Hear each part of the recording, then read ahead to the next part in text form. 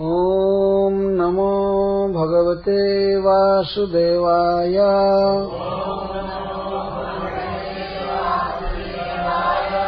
ॐ नमो भगवते वासुदेवाय।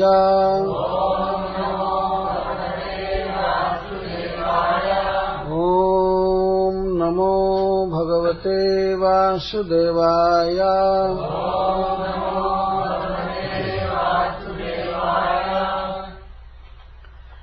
का त्वा मुकुन्द महति कुलशीलरूप।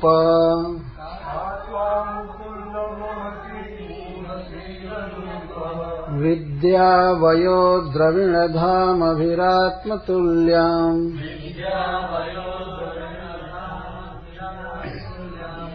धीरापतिं कुलवती न वृणीत कन्या।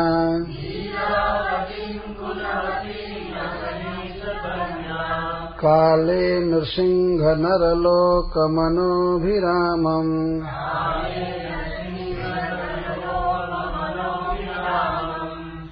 तन्मे भवान् खलु वृतः पतिरङ्गजायाम्।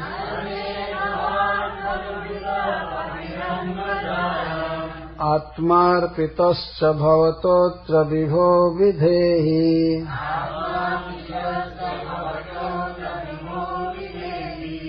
मा वीरभागमभिमर्शतु चैद्ययारात्।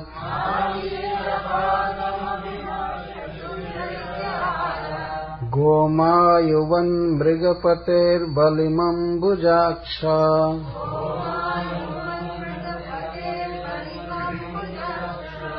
पूर्तेष्टदत्तनियम व्रतदेव विप्र।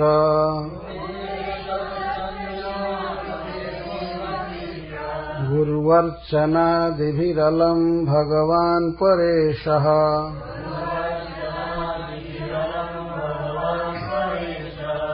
आराधितो यदि गदा ग्रजयेत्यपाणिम्।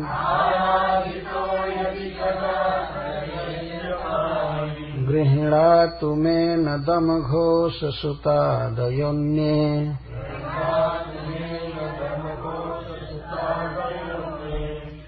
शोभाविनी त्वमजितोद्वहने विदर्भान्।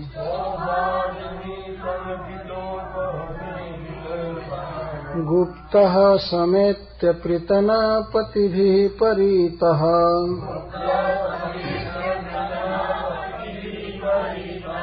निर्मथ्य चैद्यमगधेन्द्रबलं प्रसह्य।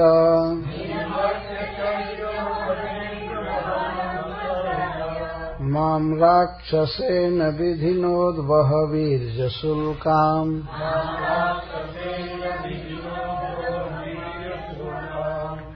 अन्तःपुरान्तरचरीमनिहत्य बन्धून्।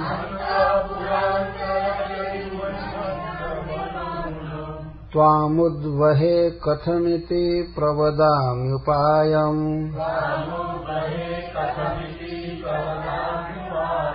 पूर्वे दुरस्ति महती कुलदेवी यात्रा।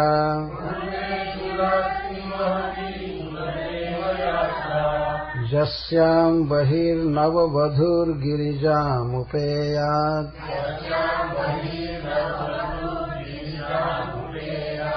यस्याङ्घ्रिपङ्कजरजः स्नपनं महान्तो। वाञ्छन्तु मा पतिरिवात्मतमोपहत्यै।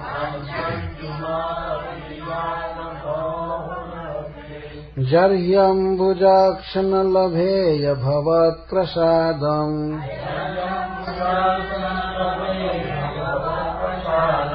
जह्यामसून् व्रतकृशात् शतजन्मभिः स्यात्।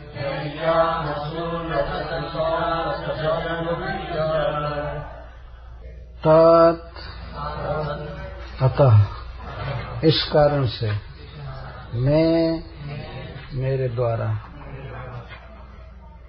भवान आप खलु निश्चितम वृतः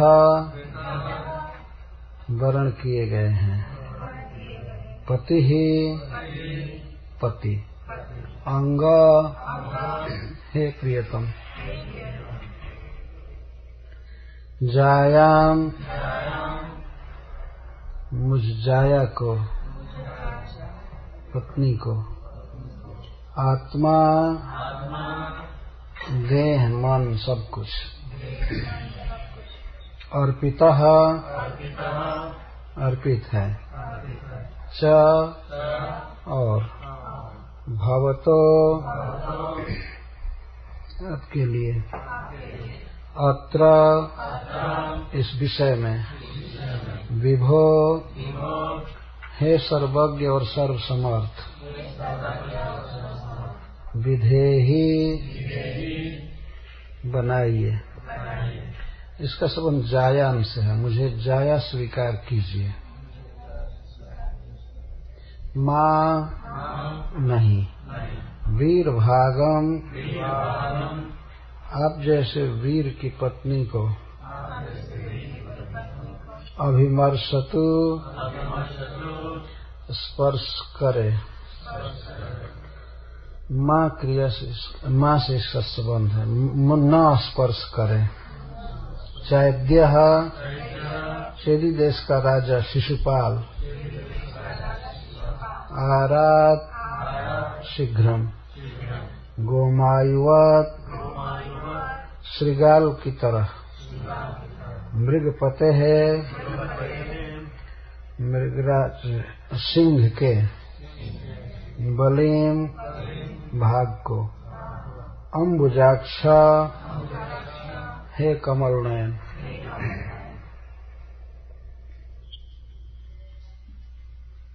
तो श्री रुक्मिणी जी भगवान के पास पत्र लिखी हैं, ब्राह्मण उस पत्र को पढ़ रहे हैं। 2 श्लोकों की थोड़ी सी व्याख्या कल की गई थी, अब तीसरा श्लोक आज प्रारंभ कर रहे हैं। इसके पहले रुक्मिणी जी ने कहा था दूसरे श्लोक में कि हे मुकुंद, कुल शील रूप विद्या जवानी धन प्रभाव आदि में आप अपने ही समान है, आपके समान दूसरा कोई नहीं है। तो कौन ऐसी कुलवती धैर्यवती और महान गुणवती कन्या होगी जो विवाह के अवसर पर आपको ही अपने पति के रूप में न चुने। अतः मैंने जो आपको अपने पति वरण किया है यह बिल्कुल उचित किया है। आप में तो मनुष्य मात्र का मन रम जाता है, नरलोक मनोभिरामम। आप इतने सुंदर हैं, इतने गुणवान हैं कि स्त्रियों की तो बात दूर रही, मनुष्य मात्र का मन आप में रम जाता है, सभी आपको पसंद करते हैं। तो मैंने जो आपको पसंद किया है अपने पति के रूप में यह बिल्कुल युक्त है, उचित है, यह मेरी धृष्टता नहीं। अतः तन्मे भवान खलु वृतः पतिरंग जायाम आत्मार्पितश्च भवतोत्र विभो विधेहि। तत् का तस्मात् अतः हे प्रियतम, मैंने आपको अपने पति के रूप में वर्ण किया है। यह सुनिश्चित बात, मैंने आपको अपना पति बनाया है, वर्ण कर लिया है।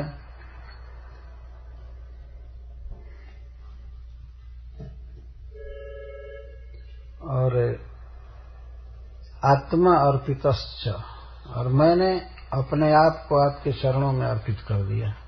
आत्मा अर्पितश्च, यह आत्मा शब्द से तात्पर्य है देह मन और जीवात्मा, जो भी मैं हूं या मेरा जो कुछ भी है मैंने आपको समर्पण कर दिया है।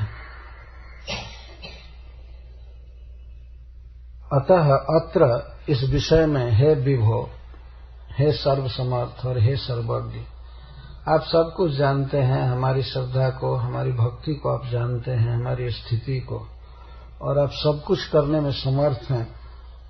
अतः हे प्रियतम, आप हमें अपनी जाया के रूप में स्वीकार कीजिए। जाया का अर्थ है पत्नी, अपनी पत्नी के रूप में, जाया के रूप में हमें स्वीकार कीजिए। और यदि मान लीजिए भगवान कहें कि यदि नहीं स्वीकार करूंगा तब, कि नहीं, ऐसा नहीं होना चाहिए। किसी भी स्थिति में चेदीराज शिशुपाल शीघ्र ही और निकट से आकर के मेरा स्पर्श न करे। आपके चरणों में मेरी प्रार्थना है। इसका अर्थ है कि विवाह के लग्न के बहुत पहले आपको आ जाना चाहिए। कहीं निकट से शिशुपाल न अभिमर्शतु, मेरा अभिमर्शन न करे, स्पर्श न करे। यहाँ अभिमर्शन से तात्पर्य है कि पाणी ग्रहण वो न करे। ऐसा समय नहीं आना चाहिए कि मुझे बलात् मेरे परिजन, मेरे स्वजन कहें कि तुम शिशुपाल का हाथ पकड़ो, पाणी ग्रहण करो। मैं ऐसा करूंगी नहीं, कभी नहीं कर सकती हूँ। आगे वो कहती है मैं मर जाऊंगी, सैकड़ों बार जन्म लूंगी, हजारों बार दूसरा शरीर प्राप्त करके फिर मरूंगी, लेकिन जब भी बनूंगी तो आपकी दासी बनूंगी, आपकी पत्नी बनूंगी, अन्य किसी की नहीं।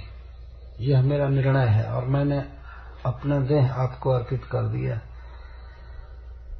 मां वीर भागम अभिमर्शतु चैद्य आरात गोमायुवन मृगपतेर बलिमम बुजाक्ष। हे कमल नयन, हे अम्बुज नयन, कहीं शिशुपाल निकट से आकर के मेरा हाथ न पकड़ ले, छू न दे, अन्यथा ये बहुत बड़ा अनर्थ हो जाएगा। ऐसा नहीं होना चाहिए, आप कृपा कीजिए। तो इस तरह से रुक्मिणी जी दोनों बातों को स्पष्ट कर रही हैं। मुझे अन्य किसी से विवाह नहीं करना है, आपसे ही करना है। और शिशुपाल की तुलना श्रीगाल से कर रही है रुक्मिणी। गोमायु, गोमायु का अर्थ होता है सियार। तो मैं वीर भाग हूं। वीर मतलब तव वीरस्य भागम पत्नी मिति अर्थ। मैं आपकी हो चुकी हूं, मैंने समर्पण कर दिया है। तो आपके भाग को दूसरा कोई न छुए, जैसे शिशुपाल। मैं आपकी हो चुकी हूं, आपकी पत्नी हो चुकी हूं, इसलिए मेरा हाथ वह न पकड़े, मेरा पाणी ग्रहण न करे। अभिमर्शतु से तात्पर्य, जैसे मैं पहले कहा, आकर के उंगली तक न छू दे। ऐसा होने पर मैं जीवित नहीं रह सकती। मैं नहीं चाहती हूं कि मेरा देह शिशुपाल छुए। विवाह निश्चित हो चुका था, विवाह की बहुत बड़ी तैयारी हो गई थी। रुक्मिणी जी यह पत्र लिख रही हैं विवाह के 2 दिन पहले, मतलब परसों विवाह होने वाला है तो आज लिख रही ये है।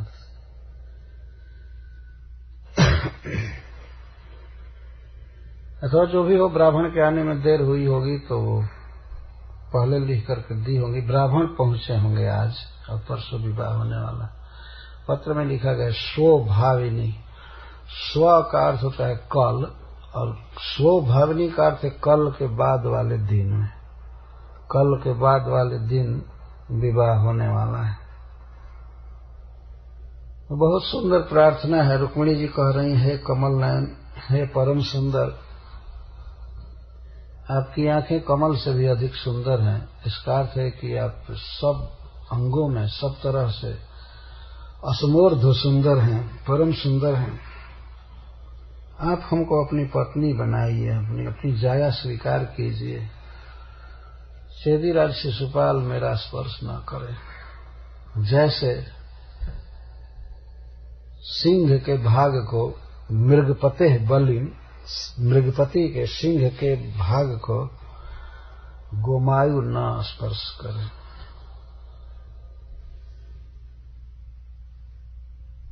तो इस तरह से अपने सर्वांग सुंदर देह को और अपने मन को, अपने इंद्रियों को रुक्मिणी जी भगवान के योग्य समझ रहे हैं।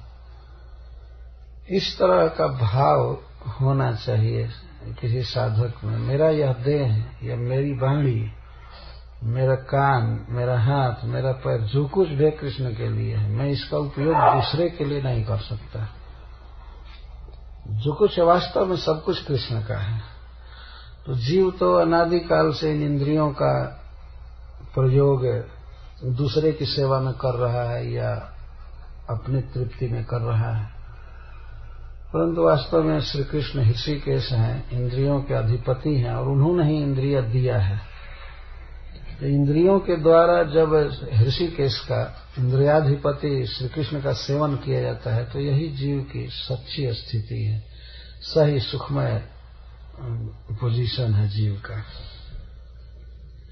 तो रुक्मिणी जी के जीवन में तो कोई साधक और साधना की बात नहीं है, वो तो भगवद राज्य की बात है। और रुक्मिणी जी के चित्त की ऊंचाई को, पवित्रता को और उनके सहज समर्पण को समझ पाना कठिन है।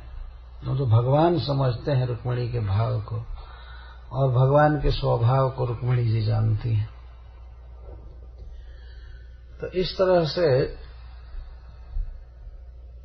अपने शरीर की तरफ देखकर कहते हैं रुक्मिणी जी कि मैं अपने देह को अर्पित कर चुकी हूं आपके लिए। तो आपको जो देह अर्पित है उस देह को शिशुपाल न छुए, यह आपके चरणों में प्रार्थना है। और आगे के श्लोक में कहती हैं, पूर्तेष्ट दत्त नियम व्रतदेव विप्र गुरुवर्चनादिभिरलं भगवान् परेशः आराधितो यदि गदाग्रजयेत्य पाणिं गृह्णातु मेन दमघोष सुतादयन्ये।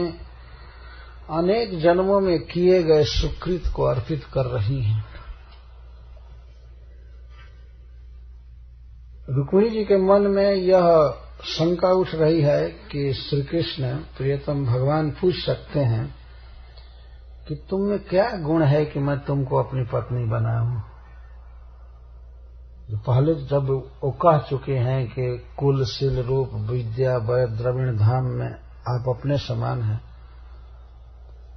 तो यह एक बहुत बड़ा साहस हुआ ना किसी कन्या के लिए कि वह भगवान को अपने पति के रूप में वर्ण करे। क्या तुम्हारी योग्यता है? रुक्मिणी जी अतिशय दैन्य में कह रही हैं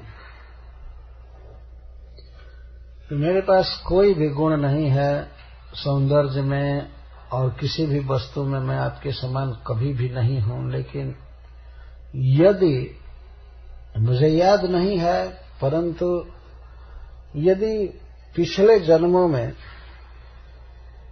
मैंने शुभ कर्म किया हो कुछ, तो उस कर्म के, शुभ कर्म के, पुण्य के प्रभाव से आप हमें अपनी पत्नी स्वीकार करें। यदि भगवान मुझ पर प्रसन्न है, यदि भगवान विष्णु हमारी पूजा से, हमारी आराधना से, हमारे शुभ कर्मों से यदि प्रसन्न हो, तो मैं यही वर मांगती हूं भगवान से, आपसे। वो समझ रहे हैं कि यही भगवान, यही परम ईश्वर हैं जिनकी आराधना मैंने किया होगा। यदि शब्द लगा रही, यदि मैंने शुभ कर्मों द्वारा भगवान की ही आराधना की है, तो उस पुण्य के, उस भक्ति के प्रभाव से गद के अग्रज श्री कृष्ण हमारा पाणी ग्रहण करें। तो जितना भी यदि मैंने सुकृत किया हो, यदि शब्द से यह करें कि मैं नहीं कह सकती कि मैंने किया है, लेकिन कुछ अनुमान करती हूं कि मैंने सुकृत किया है, क्योंकि इस प्रकार से आपका संवाद मेरे कानों में गिरना और मेरे मन में इस तरह की वृत्ति का उदय होना कि श्री कृष्ण ही मेरे पति हैं, यह बिना पुण्य के, बिना पूर्व भक्ति के संभव नहीं है। तो इस अनुमान से कह रहे हैं कि अवश्य मैंने कुछ आराधना किया होगा भगवान का। मैं आराधना की होगी।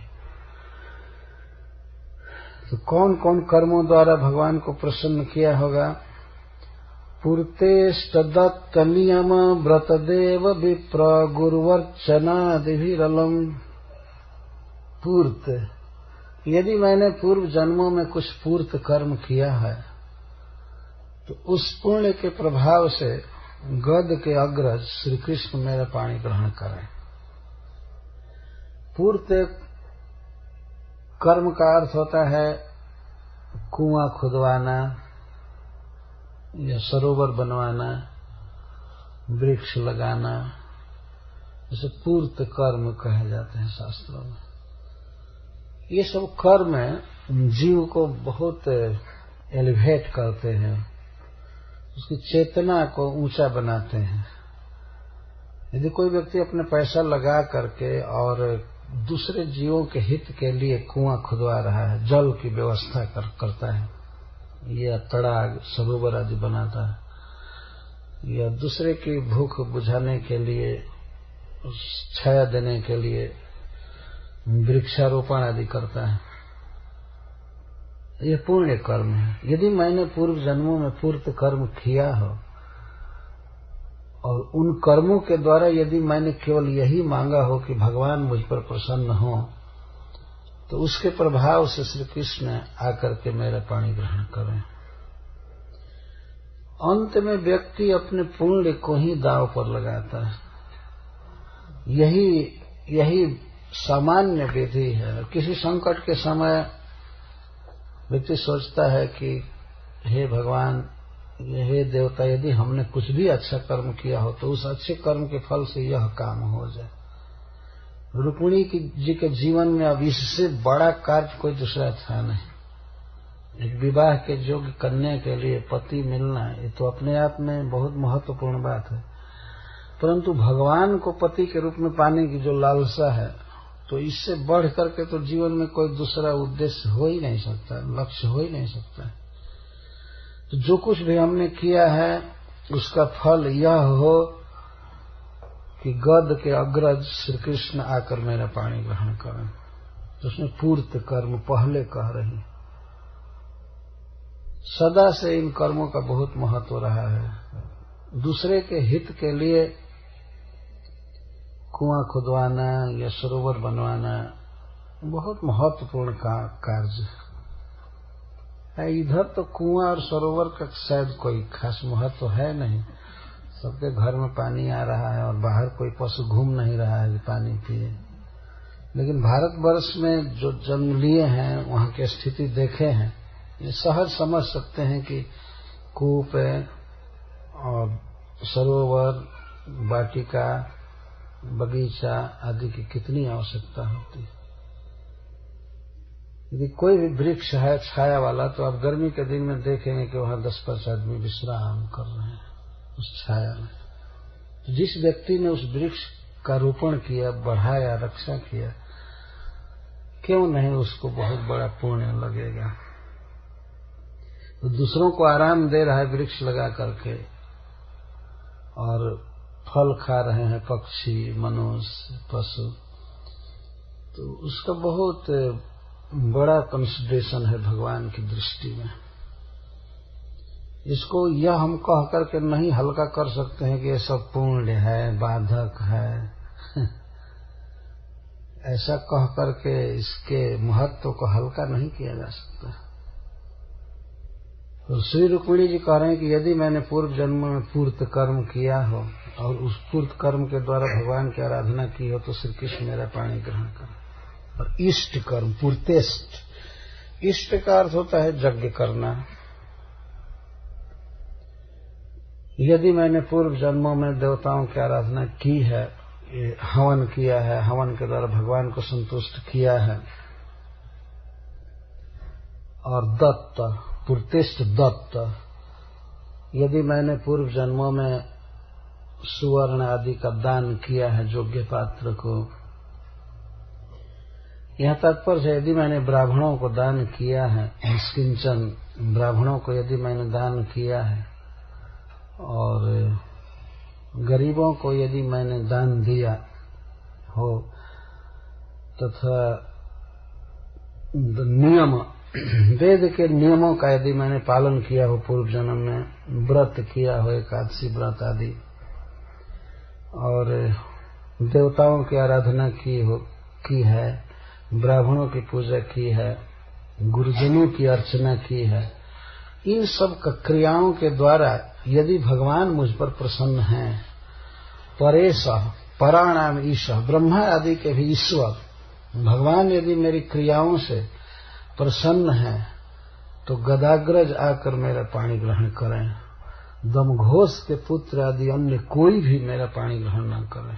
न तो दमघोष सुता दयोन्नी, दमघोष सुत शिशुपाल को कहा, दमघोष के पुत्र या अन्य कोई भी, दूसरा कोई भी मेरा पाणी ग्रहण न करे, श्री कृष्ण मेरा पाणी ग्रहण करें। तो जितने भी शुभ कर्म संभव हो सकते हैं सबको रुक्मिणी जी ने शर्त पर रख दिया। और प्रकारांतर से वे ये कह रही है कि मैंने तो इस जन्म में कोई ऐसा कर्म नहीं किया, यदि शब्द इस बात को कह रहा है, अथवा यदि भगवान परेशः आराधित, यहां जोड़ सकते हैं, हमारे इन क्रियाओं के द्वारा, शुभ कर्मों के द्वारा यदि भगवान हम पर प्रसन्न हैं, अथवा यदि हमने इन सब क्रियाओं को किया है और उन क्रियाओं के द्वारा यदि भगवान प्रसन्न है, तो इन शुभ कर्मों के कारण प्रसन्न भगवान ऐसी व्यवस्था करें कि श्री कृष्ण यहां आकर के, इत्य का अर्थ आकर के, मैं पाणी ग्रहणातु, मेरा पाणी ग्रहण करे। तो किसी भी व्यक्ति के लिए यह जो शुभ कर्मों का कोष है, स्टॉक है, वही उसके बाद के जन्म के लिए सुखकर माना गया है। जैसे आज के युग में है कि किसी के पास अगर पैसा है, डॉलर है, रुपया पैसा है, तो उसे वो बहुत बहुत सामान खरीदता है, घर बांधता है, यात्रा करता है, सुख से जीवन जीता है, देखा जा रहा है। तो यह तो रुपया पैसा वास्तव में कहां तक सुख देगा, केवल इस जीवन तक, और इसके बाद ये डॉलर स्वर्ग में नहीं चलेगा, एक्सचेंज भी नहीं है। ऐसा नहीं इसको बदल करके वो दूसरी करेंसी लेकर के काम करेंगे, यहीं तक काम करता है, लेकर जा ही नहीं सकते, वो एक्सचेंज आदि की तो बात ही दूर है। आदमी मरता है तो हाथ पसार करके मरता है। ऐसा सुना गया है कि जब जन्म लेते हैं हम लोग तो मुट्ठी बांध करके ऐसे जन्म लेते हैं, आते हैं, और जाते हैं तो उसमें हाथ खुला हो जाता है। ये स्वाभाविक व्यवस्था है ईश्वर की। अलेक्जेंडर के बारे में, सिकंदर के विषय में कहा गया है कि इकट्ठे गर जहां के जर सभी मुल्कों के माली थे, सिकंदर जब गया दुनिया से दोनों हाथ खाली थे। सारी दुनिया का लूटा हुआ धन वहां था और भिन्न भिन्न देशों के अधिपति वहां थे, सब घिरे हुए थे। और सिकंदर ने ऐसा कहा था कि मैं जितना भी धन कमाया हूं उसको मरते समय मेरे रूम में सब जमा कर देना, और कफन बांधना तो मेरे हाथ को बाहर कर देना, हाथ को कफन के भीतर मत रखना। सिकंदर दिखाना चाहता था कि देखो कोई कुछ भी कमाए लेकिन अंत में एक पैसा भी लेकर के जा नहीं सकता है, सब यहीं पड़ा रह जाता है। योजना पूर्वक उसने ये व्यवस्था किया था। तो इस तरह से उस भवन में सब कुछ था, हीरा सोना चांदी वगैरह सब भरा हुआ, लेकिन सिकंदर गया तो दोनों हाथ खाली थे। वह एक विश्व विजेता माना जाता है, बहुत दुनिया को लूटा था, इकट्ठा किया था, राजाओं को बस में किया था। भारत वर्ष में आकर के उसे घुटने टेकना पड़ा था, वहां वो हार गया। ये हम लोगों का देश ऐसे वीरों की भूमि है। तो वह सिकंदर जब गया उसके पास कुछ भी नहीं था, वो व्यवस्था कर सकता था कि कुछ न कुछ ले जाता कहीं, लेकिन कोई बुद्धि नहीं, कोई व्यवस्था है ही नहीं। तो यहाँ का जो फैसिलिटी है, जो घर है, चाहे कितना भी अच्छा घर हो या स्वजन अथवा धन, रुपया पैसा, सोना चांदी, सब यहाँ के लिए, और यहाँ भी जीवन भर काम नहीं आता है। अति वृद्ध हो जाने पर अपना कमाया हुआ धन ही लड़के नहीं खर्च करने देते हैं। नहीं, अब तो मरने का समय, अब क्या खा पी कर करोगे, वो वैसा कहते हैं सही में। और लड़के मनाने लगते हैं कि जल्दी चला जाए। वही बेचारा घर बनाया है, वही घर बनाया है, सब कुछ कमाया है, लेकिन बच्चे, लड़के कहने लगते हैं अपने संबंधियों से कि अब तो राम जी सुन लेते इनकी तो अच्छा होता, मतलब अब ले जाते तो अच्छा होता है, इनको बड़ा दुख हो रहा है। अरे दुख तो तुमको हो रहा है, घर गंदा हो रहा है, लेकिन कहते इनको दुख हो रहा है, इसलिए अब चले जाते तो अच्छा हो जाता। चले जाते, ऐसा नहीं कुछ ले करके जाए, ये शरीर भी छोड़ करके जाए शरीर भी यही छूट जाता है। तो जैसे रुपया पैसा काम करता है, लेकिन केवल इसी जन्म तक, और वो भी कुछ ही समय तक काम करता है, तो इसी तरह से मनुष्य के पास शुभ कर्मों का स्टॉक होता है। शुभ कर्म, जैसे कर्म गिनाए गए, पूर्त, इष्ट, दत्त, नियम, व्रत, गुरुवर्चन इत्यादि, ये सब मनुष्य के जन्म जन्म अपने साथ जाते हैं। जहां जाएगा वो जाएंगे। और जैसे मान लीजिए हम भारतवर्ष से चले हैं, तो वह जिस मंदिर में हम रहते हैं, रूम में रहते हैं, रूम तो वहीं छूट गया है, यहाँ तो आया नहीं, लेकिन ये पासपोर्ट और वीसा साथ में चल रहा है ये देखते हैं लोग, देखते हैं। पुण्य समझिए, चाहे जो भी, पुण्य तो नहीं कहा जा सकता इसको, लेकिन एक उदाहरण देने के लिए कह रहा हूं। कुछ चीज ऐसे जो साथ में चलता है।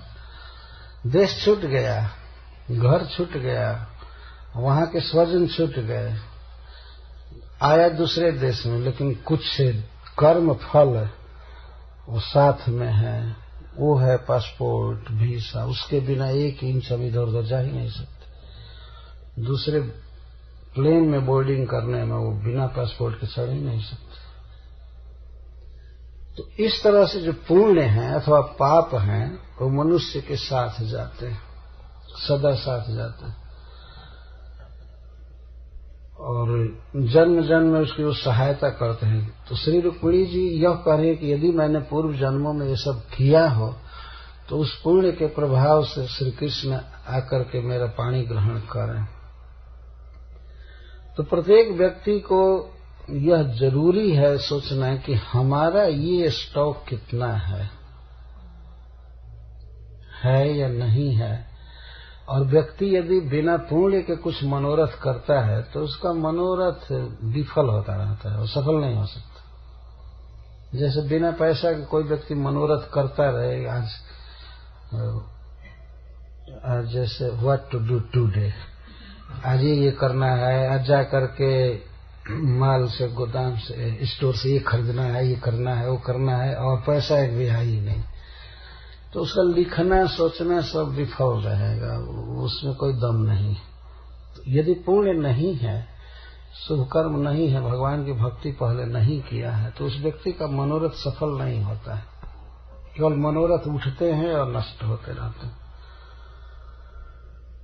तो प्रत्येक व्यक्ति का एक कर्तव्य है, विशेष करके जो साधक है, जो भवसागर के पार जाना चाहते हैं, उन्हें चाहिए कि वे शुभ कर्म करते रहें। यदि शुभ कर्म करने के लिए नहीं, परंतु उससे भगवान प्रसन्न होते हैं, भक्ति में अभिनिवेश होता है अच्छा कर्म करने से, इसलिए उन कर्मों को करते जाना चाहिए।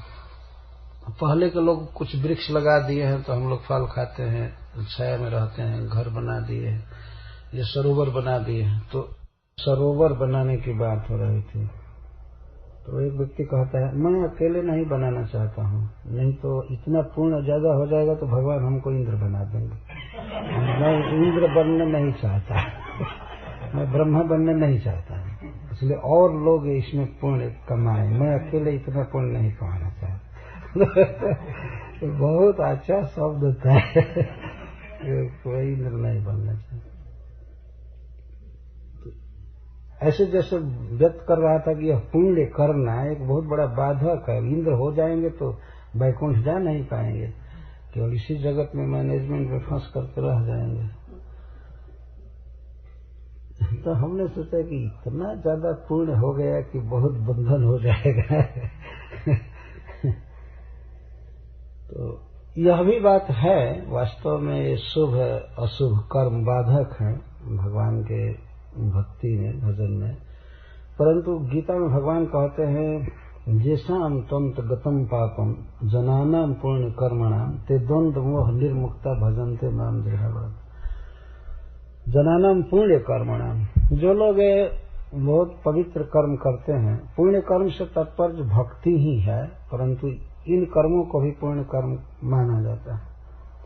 तो जो लोग पुण्य कर्मी हैं, पुण्य कर्म करते रहते हैं और जिनका पाप पूरा पूरा क्षीण हो जाता है, वही लोग दृढ़ भजन करते हैं मेरा, उनकी मति दृढ़ता से मुझमें लग जाती। तो यहाँ पर बहुत बड़ा संदेश है कि यदि हम भगवान का प्रसाद चाहते हैं, भगवान को चाहते हैं अपने स्वजन के रूप में, उनको उनके चरण कमल को पाना चाहते हैं, तो पुरतेश दत्त नियम व्रत गुरुवर्चनादिभिरलम, इन सब क्रियाओं को अपनी शक्ति के अनुसार करते रहना चाहिए। यह बात जरूर है कि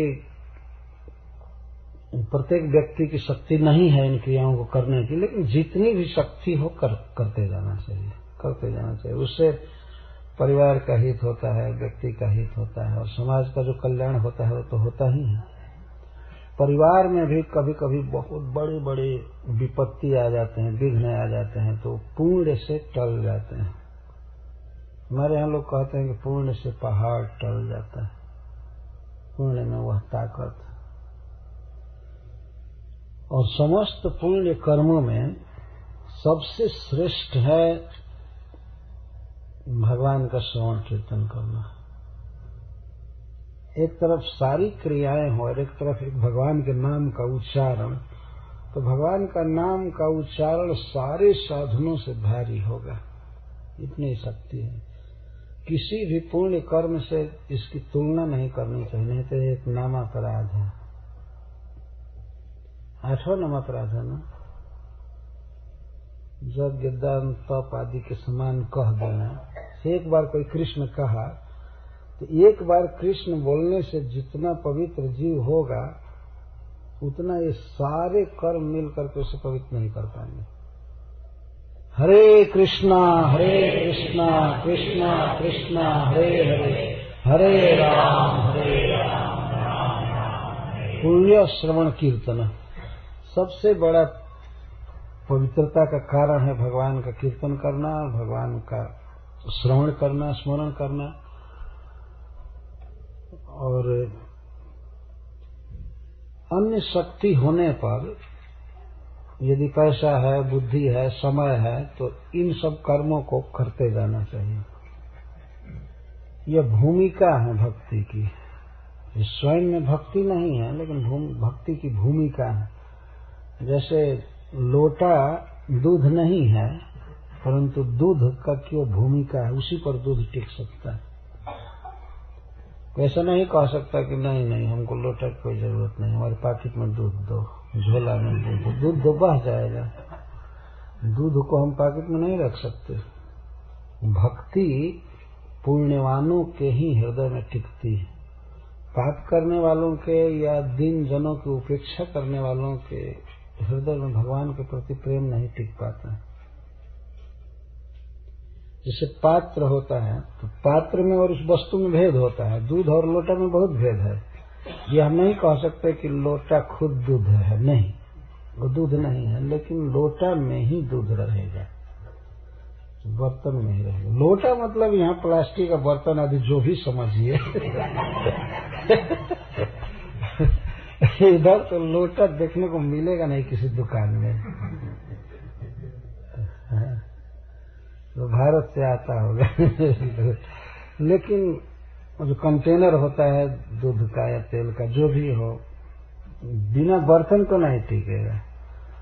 तो ये पुण्य कर्म भक्ति की भूमिका के समान आधार है। बारंबार इस बात को कहा, शुभ कर्म करना चाहिए, पुण्य कर्म करना चाहिए, तो भगवान की भक्ति में दृढ़ता आती है। रुक्मिणी जी के इस वाक्य से प्रत्येक व्यक्ति को अवश्य यह प्रेरणा मिलेगी, तो हमको भी चाहिए कि हम भी कुछ पूर्त कर्म करें यथाशक्ति।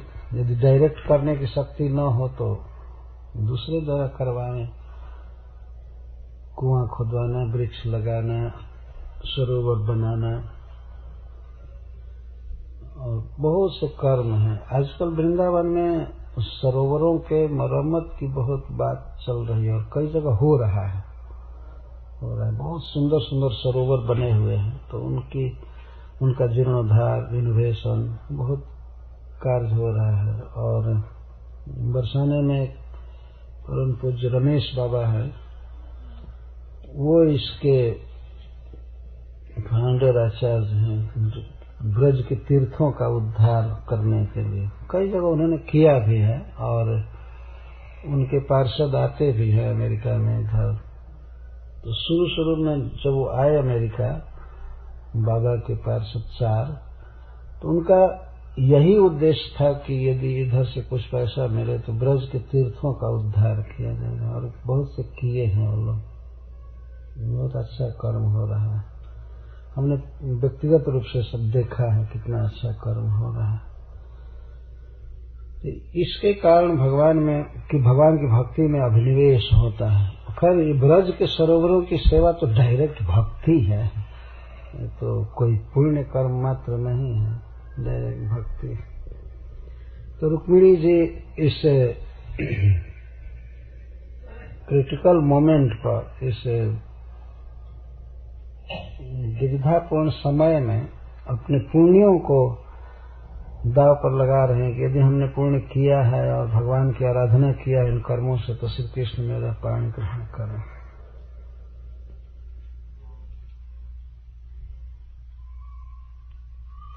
और फिर कहते, यदि भगवान कहना नु चैद्याय बंधु वीरर्पिताय हम तो किम अधुना करणीय। यदि भगवान कहें कि रुक्मिणी तुमको तो तुम्हारे पिताजी और भाई ये सब कह चुके हैं, अर्पित कर चुके हैं तुमको शिशुपाल के लिए, निश्चित हो चुका है दिन, तो इस विषय में मैं क्या कर सकता हूं।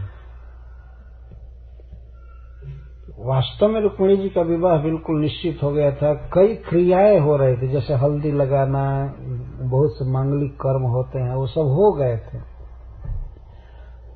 उधर वर पक्ष में भी इसका वर्णन आएगा इसी प्रसंग में कि रुक्मिणी जी के पिताजी ब्राह्मणों से अपनी कन्या के मंगल के लिए बहुत कर्म करा रहे थे।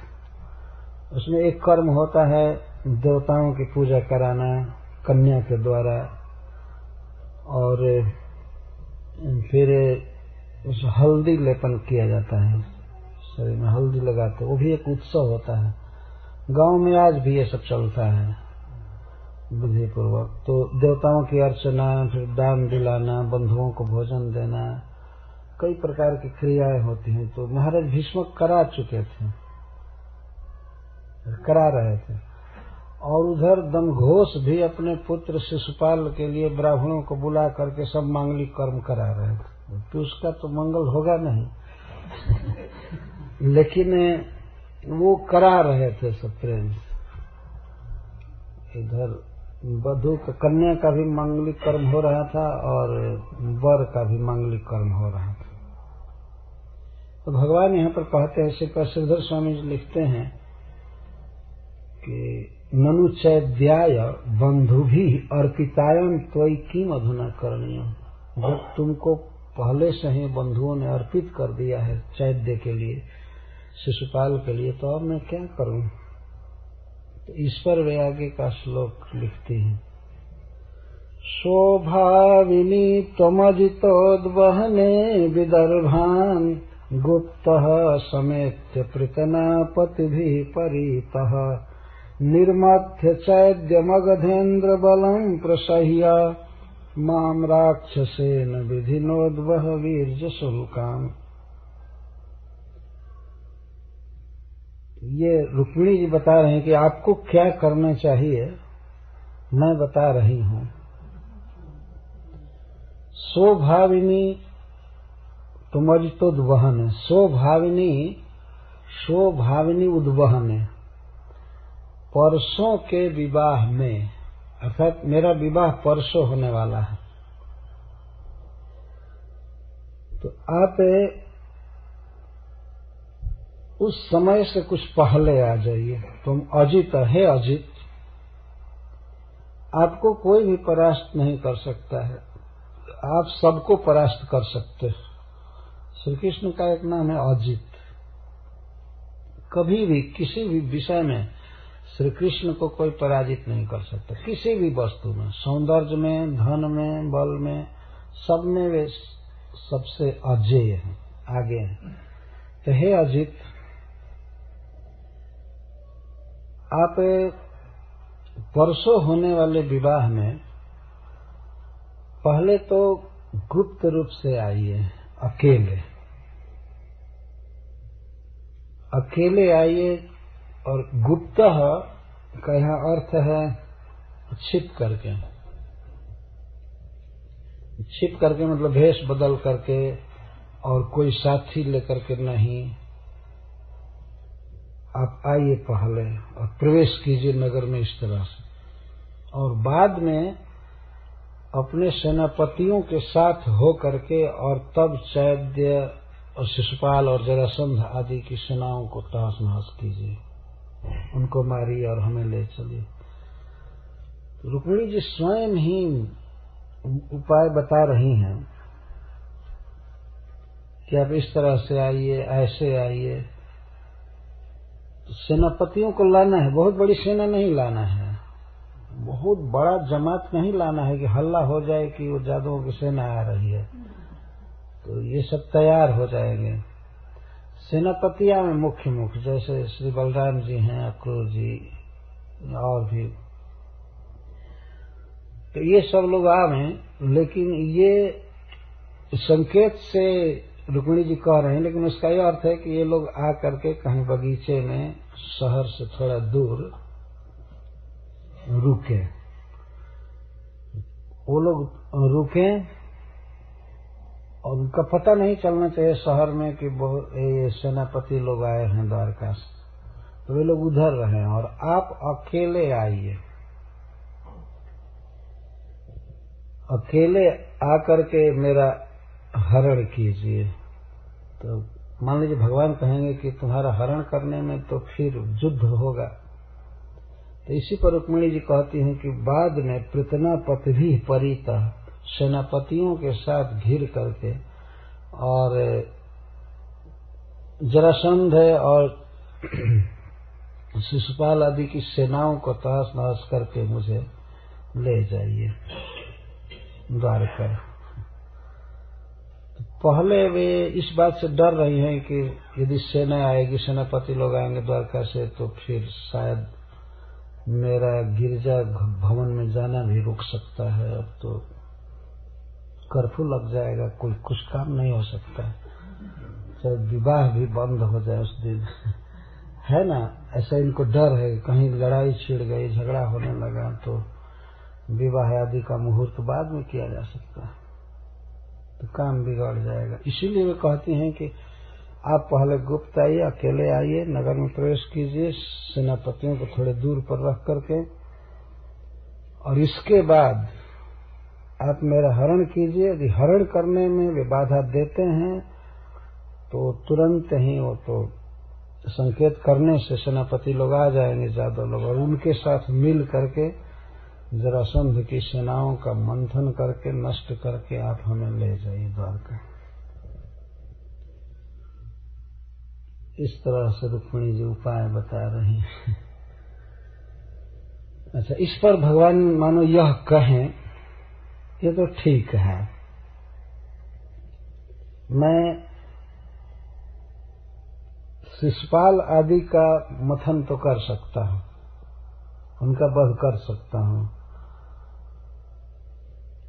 या उनकी शान तोड़ सकता हूं, पराजित कर सकता हूं, लेकिन तुम तो अंतःपुर में रहोगी, राजा के भीतरी भवन में, जहां तुम्हारी माँ रहेगी या स्त्रियां रहती हैं, वहां रहोगी।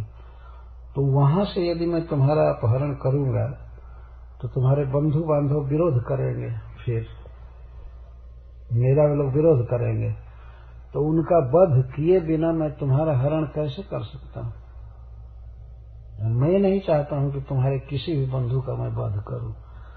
और बंधु में सबसे तुम्हारा बड़ा भाई वो तो सामने आएगा ही, और आएगा तो उस समय फिर वध करना पड़ेगा। इस विवाह के शुभ अवसर पर मैं ये नहीं चाहता हूं कि तुम्हारे भाई का वध किया जाए या तुम्हारे किसी स्वजन का वध किया जाए, और बिना वध किए अंतःपुर से तुमको निकालना बहुत कठिन। तो इस पर रुक्मिणी जी पत्र में ये 6ठा श्लोक कहती हैं, अंतः पुरांतर चरीम निहत्य बंधु स्वामुद्वहे कथमिति।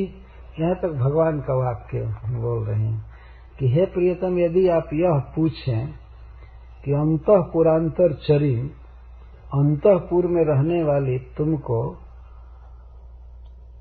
बंधुन अनिहत्य कथम उद्वह, तुम्हारे बंधुओं की हत्या किए बिना मैं तुम्हारे साथ कैसे विवाह कर सकता हूं? आखिर तो वहां खून खराबी होगी, उन्हें मारना पड़ेगा। यदि आप यह कहें तो प्रवदामी उपायम, मैं उपाय बता रही हूं, उपायम प्रवदामी। आप चिंता न करें, हमारे बंधुओं में से किसी की हत्या नहीं करनी पड़ेगी। क्या उपाय है? पूर्वे दुरस्ति महति कुलदेव यात्रा या कुलदेव यात्रा जस्यम बहिर नववधुर गिरजाम उपेया।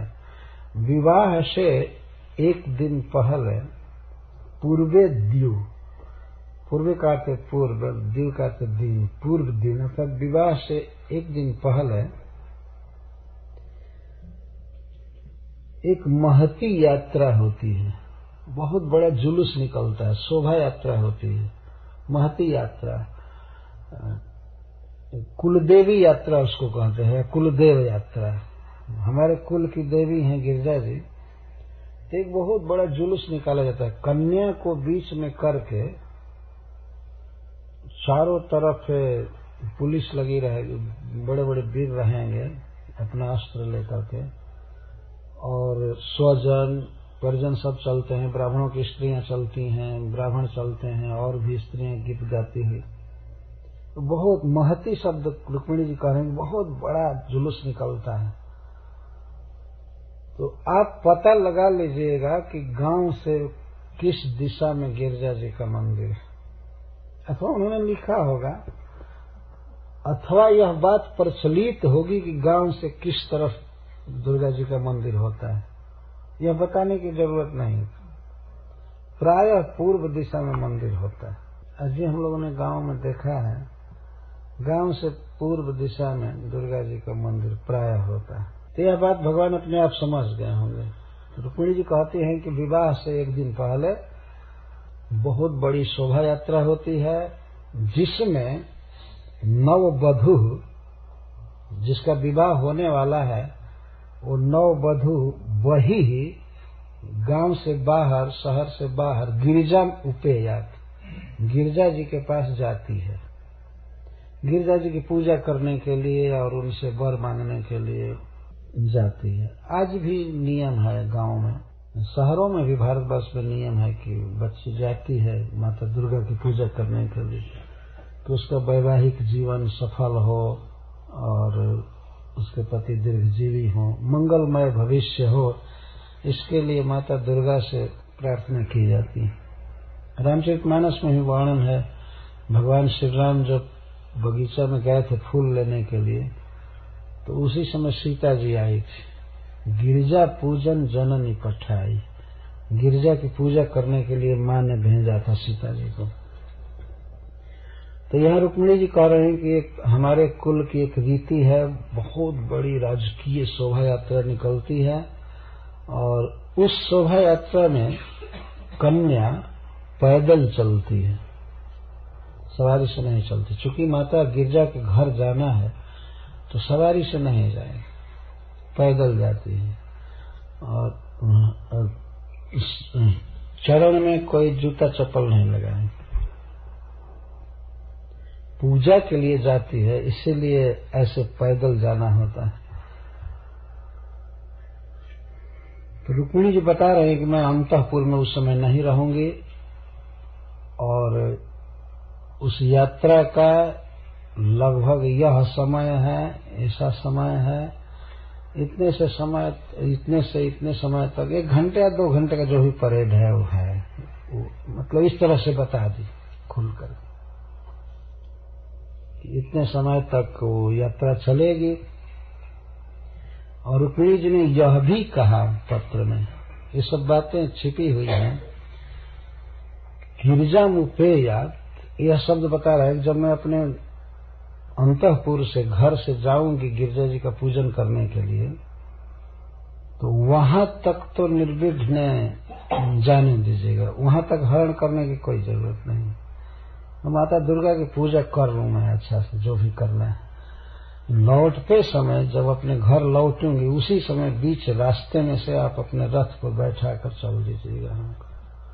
और यदि वे लोग लड़ाई करें तो फिर जादवों को संकेत कर देना चाहिए कि तुम लोग उसी समय आ जाना है। पहले से ये सारी बातें पत्र में सांगोपांग समझाई गई थी भगवान को।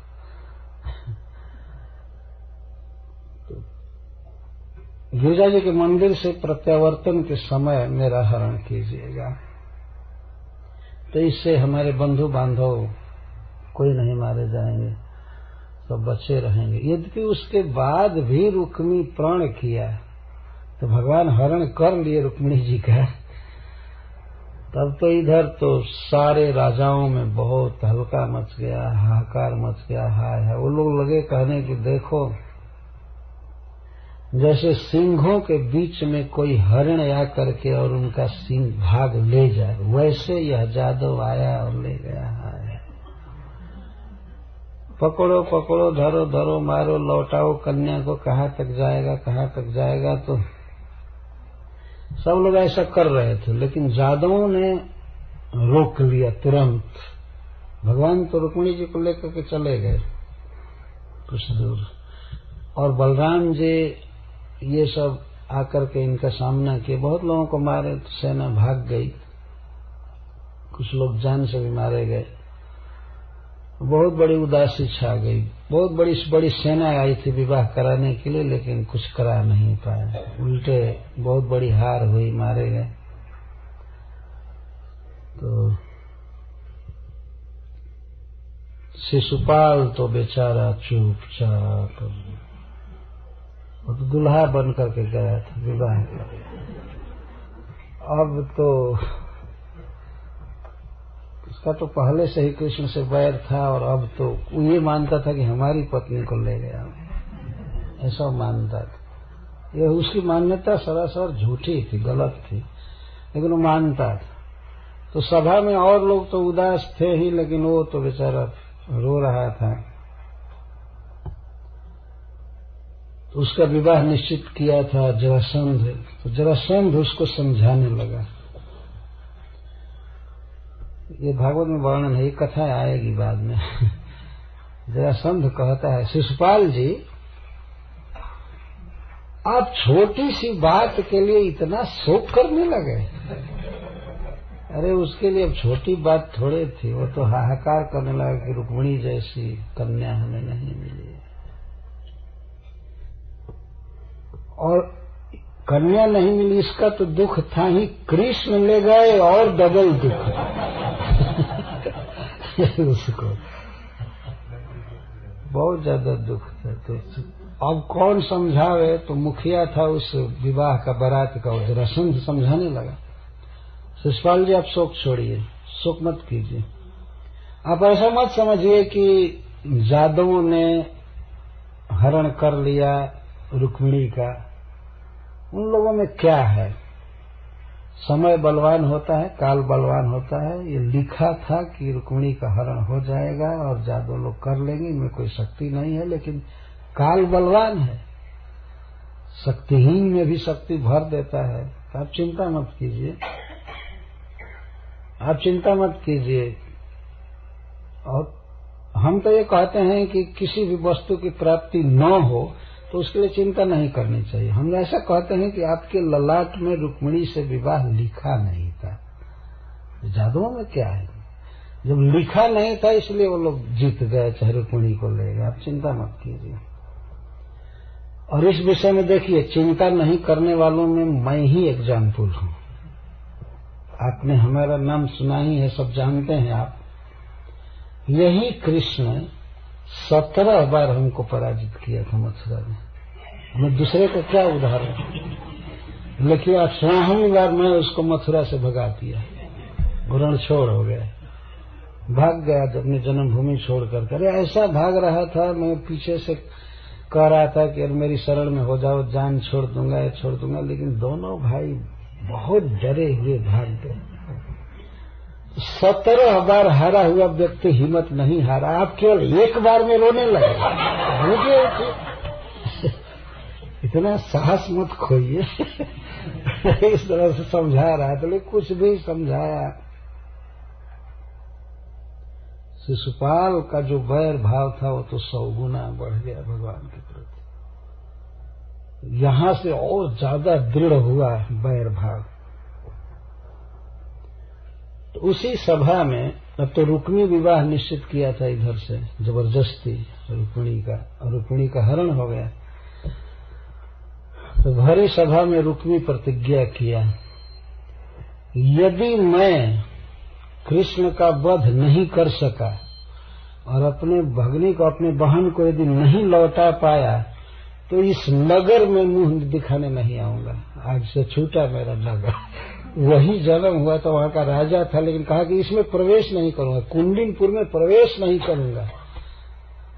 अभी जा रहा हूं, कृष्ण का वध करके और अपनी बहन को लौटा लूंगा। लेकिन वो ऐसे बोल रहा था कि यदि कृष्ण का वध नहीं किया और रुक्मिणी को नहीं लौटा पाया तो मैं फिर इस नगर में नहीं रहूंगा, इसको छोड़ दूंगा।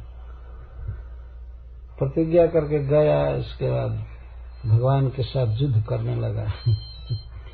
कहता है कि अरे कृष्ण, जैसे गरुड़ का भाग कौवा ले जाए ऐसे तुम ले जा रहे हो रुक्मिणी को, इस तरह से बोलता है। भगवान बहुत गाली सहे, जल्दी उसको नहीं मारे, कोई एक्शन नहीं लिया। पीछे से गाली देता हुआ जा रहा था, गाली देता जा रहा था। तो भगवान ने सोचा कि साला है ही, गाली दे कुछ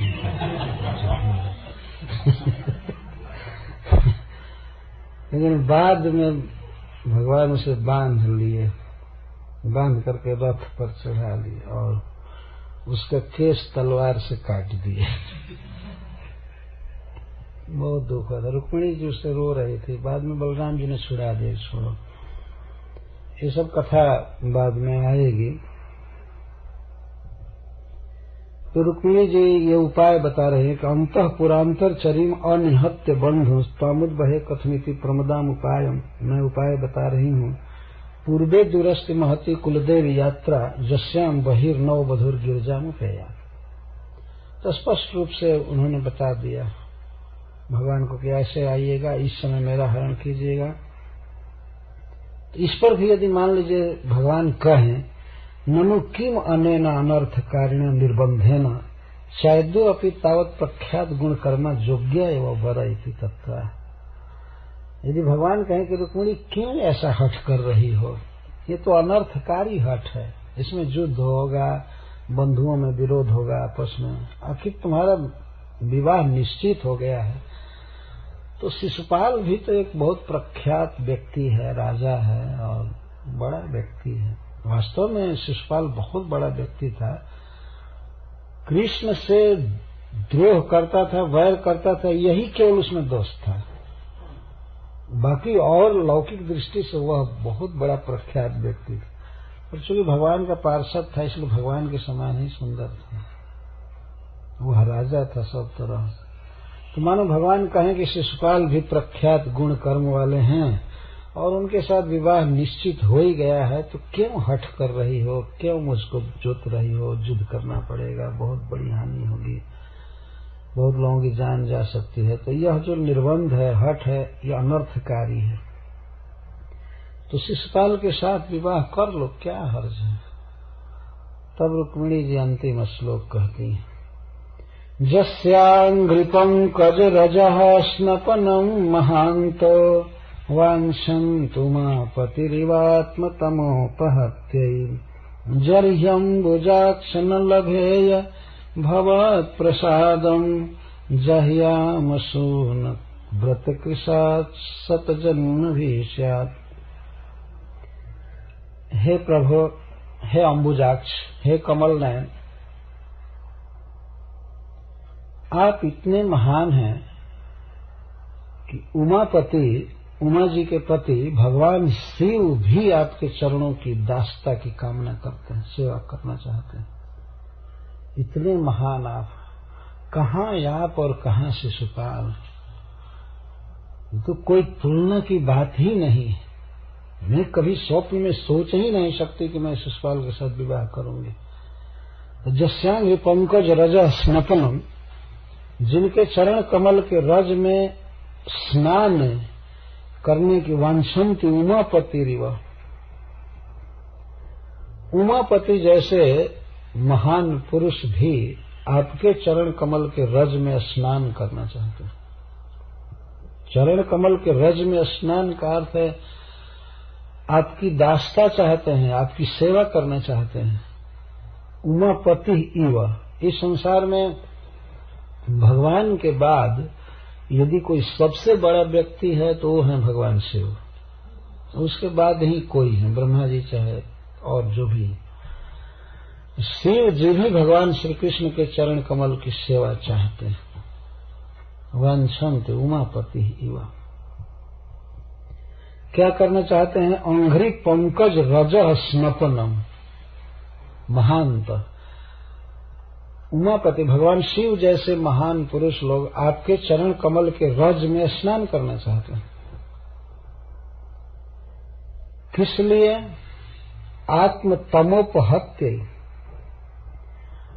अपने मन के अंधकार को, अज्ञान को मिटाने के लिए कि आप में उनकी नित्य भक्ति बनी रहे, आप ही उनके जीवन के सब कुछ रहें, तत्व ज्ञान उन्हें पूरा भरा पड़ा रहे कि आप ही सब कुछ हैं। इसके लिए वे आपकी भक्ति करना चाहते हैं, आपकी सेवा करना चाहते हैं। तो जिनकी कामना, जिनकी सेवकाई स्वयं भगवान शिव चाहते हैं, और शिव जी जैसे और भी जितने महान पुरुष हैं, सभी जिनके चरण कमलों की सेवा चाहते हैं, ऐसे आपकी मैं दासी बनना चाहती हूँ।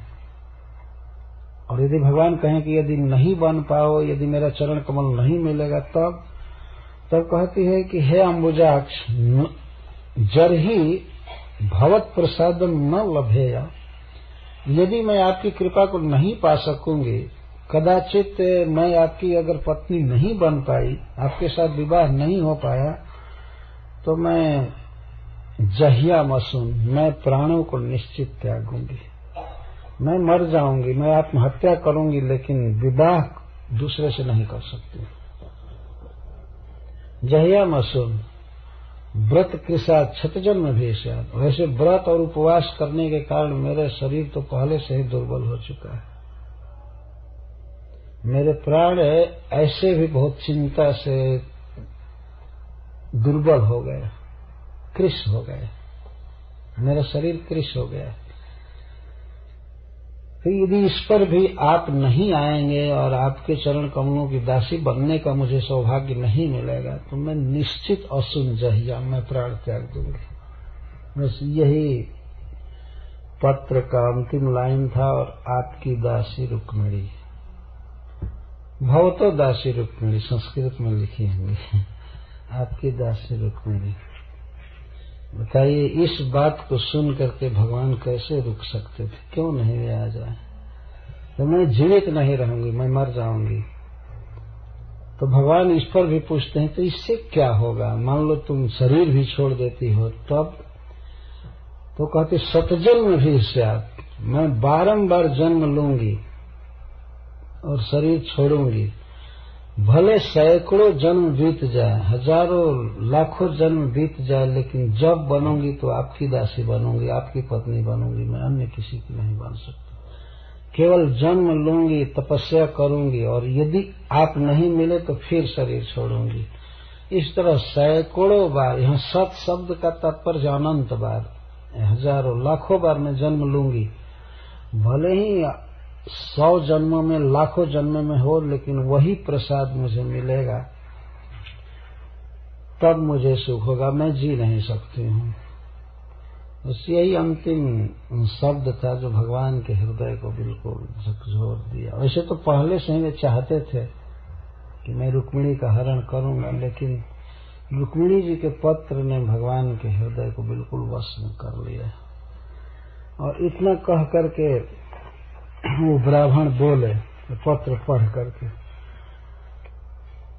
ब्राह्मण उवाच इत्थे ते गुह्य संदेशा जदुदेव मया हृता विमृश्य कर्तुम जच्चात्वा क्रियताम तदनंतरम। हे जदुदेव, हे जादवों में श्रेष्ठ, यह गुह्य संदेश है, गोपनीय रहस्य है जो मेरे द्वारा यहाँ लाया गया है। आप इस पर विचार कर लीजिए, और विचार करने के बाद जो करना उचित हो क्रियताम तदनंतरम, उसको शीघ्र कीजिए। जो भी आप करना उचित समझते हैं उसको शीघ्र कीजिए। तो ब्राह्मण के कहने का अर्थ यह था कि आप अवश्य चलिए कुंडिनपुर और रुक्मिणी का हरण कीजिए, उसके साथ विवाह कीजिए। लेकिन अपनी ओर से ब्राह्मण कह रहे हैं कि उस अनंतरम, इसमें अंतर नहीं होना चाहिए समय का, यथा शीघ्र आप चलिए, अन्यथा रुक्मिणी प्राण त्याग देगी, जीवित नहीं रह पाएगी।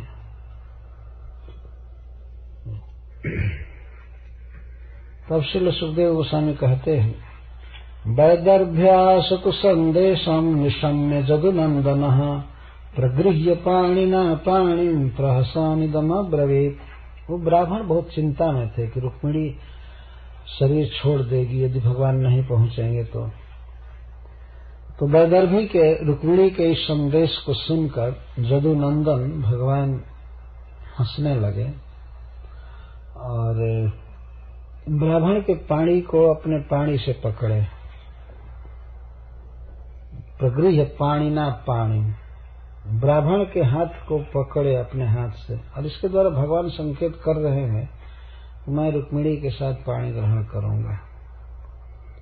और हंसते हुए प्रसन्न चित्त से इस प्रकार बोले। श्री भगवान उवाच तथाहमपि तच्चित्तो निद्रां च न लभे निशि वेदाहं रुक्मिणा द्वेषान् ममोद्बाहो निवारितः। भगवान के मुख से सबसे पहले यही निकला तथा अहम अपि, तथा अहम अपि। पूरे पत्र की बात को याद करके भगवान कहे जिस प्रकार रुक्मिणी मुझे प्राप्त करने के लिए विकल है और मेरी प्राप्ति के बिना उसे कोई सुख नहीं है, उसी तरह से मैं भी रुक्मिणी को प्राप्त करने के लिए विकल हूँ और उसके बिना मुझे कोई सुख नहीं। कि भगवान ने कहा तथा अहम अपि, पहले भगवान के मुखारबिंद से शब्द निकला तथा अहम अपि, मैं भी। अर्थात हे विप्रदेव, आप ऐसा मत सोचिए कि रुक्मिणी मुझे चाहती है, जिस तरह रुक्मिणी मुझे चाहती है उसी तरह से मैं उसे चाहता हूँ। भगवान तो प्रेम के वश में है, तो इस तरह से जैसे रुक्मिणी जी ने अपनी उत्कंठा को व्यक्त किया तो भगवान ने इस सारी उत्कंठाओं को आत्मसात करते हुए कहा कि तथा अहम अपि, मैं भी तच्चित्त, मेरा भी चित्त रुक्मिणी में लगा हुआ है। और हे ब्राह्मण देव, मैं तो रात में सो नहीं पाता, निद्रां च न लभे निशि, मैं इसी चिंता में रात में सो नहीं पाता। दिन में सोने की तो बात ही नहीं है, भगवान निशी कह रहे हैं कि रात में भी नहीं सो पाता हूं, क्योंकि रात सोने का समय है, लेकिन भगवान रात में रुक्मिणी के विषय में विचार किया करते थे। जब रुक्मिणी जी भगवान का चिंतन करके रोती थी तो भगवान को नींद नहीं आती थी। इस तरह भगवान प्रेम का प्रतिदान करते हैं। कोई व्यक्ति यदि कृष्ण का भजन कर रहा है, याद कर रहा है, उपवास कर रहा है, एकादशी को कष्ट सह रहा है, तो निश्चित समझिए भगवान उसकी याद करते हैं और एक एक क्रियाओं को समझते हैं और समय पर प्रतिदान करते हैं। कभी किसी भक्त को ये नहीं सोचना चाहिए कि मैं इतना भजन कर रहा हूं, भगवान इसको कुछ मान रहे हैं कि नहीं, कोई सब ध्यान में है कि नहीं। कभी कभी ऐसी शंका हो सकती है, मैं भगवान के लिए यह छोड़ा, यह किया, वह किया, तो इसको भी अप्रिशिएट करेंगे कि नहीं करेंगे। कितना अप्रिशिएट भगवान करते हैं। कहते हैं कि मैं तो रात में सो नहीं पाता। तच्चित तथा अहम अपि तच्चित। भगवान कह रहे हैं कि ब्राह्मण देव अब बस यही समझिए, मैं रुक्मिणी जैसा पत्र नहीं लिखा, चाहे और कोई प्रयास नहीं किया, लेकिन मेरा चित्त उसी तरह रुक्मिणी में लगा हुआ है जैसे रुक्मिणी का चित्त मुझ में लगा हुआ है। तथा अहम अपि तच्चित निद्रां च न लभे निशि। और इसके द्वारा यह भी कह रहे हैं कि जैसे रुक्मिणी सो नहीं पाती है, रात दिन मेरा चिंतन करती है, तो उसी तरह से मैं भी नहीं सो पाता। और मैं यह भी जानता हूं, वेद अहम वेद, मैं जानता हूं कि रुक्मिणा द्वेषन ममोद बाह निवारित।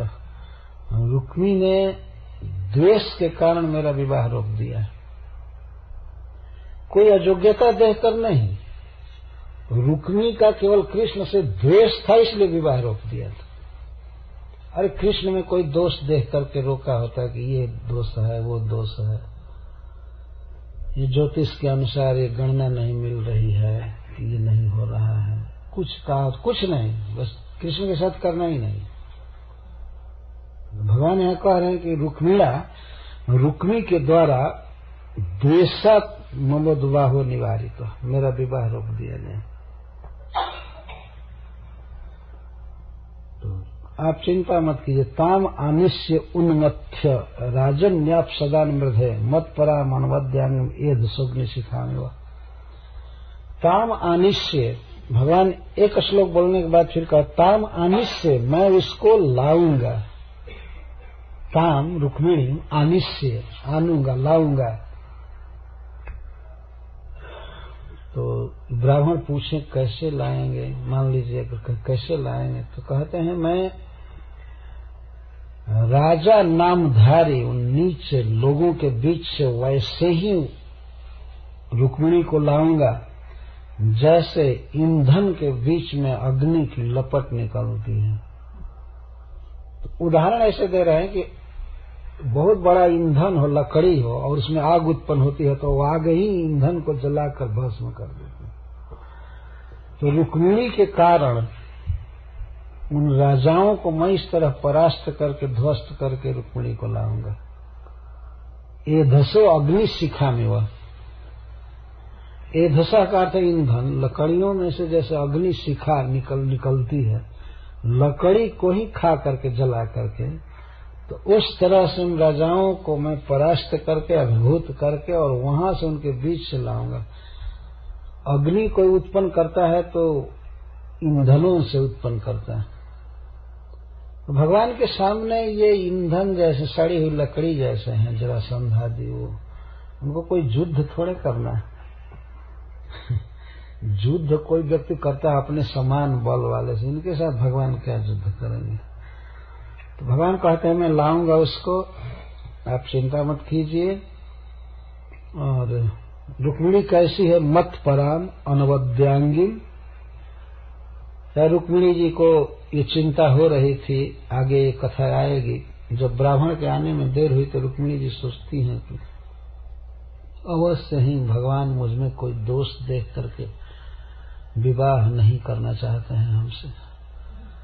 ये तो भक्तों में सहज दैन रहता है, इसलिए रुक्मिणी जी यदि सर्वगुण संपन्न है, कोई दोष नहीं है, भगवान की प्रेयसी है तो भगवान के समान ही है, परंतु भगवान के आने में विलंब हो रहा है, ब्राह्मण भी नहीं लौटे संदेश लेकर के, तो रुक्मिणी जी यही सोच रही हैं कि मुझ पर दुर्गा जी प्रसन्न नहीं है, भगवान शिव प्रसन्न नहीं है, और अवश्य प्रियतम श्याम सुंदर हमें कोई कमी देख करके वे विवाह नहीं करना चाहते हैं, नहीं आना चाहते। तो रुक्मिणी को यह संदेश देने के लिए कि नहीं नहीं, मेरे मन में ऐसा नहीं है, रुक्मिणी में कोई दोष है ही नहीं, इस बात को कहने के लिए भगवान कह रहे हैं मत पराम अनवद्यांगी, रुक्मिणी को मैं जानता हूं कि वह पूर्णतः मुझे समर्पित है, मेरी प्रेयसी है, मुझे प्रेम करती है, और अनवद्यांगी, और वह निर्दोष है, उसके सारे शरीर परम सुंदर, सारे अंग परम सुंदर हैं, कोई दोष नहीं है, तो मैं उसको लाऊंगा अग्नि शिखा के तरह ईंधनों के बीच से।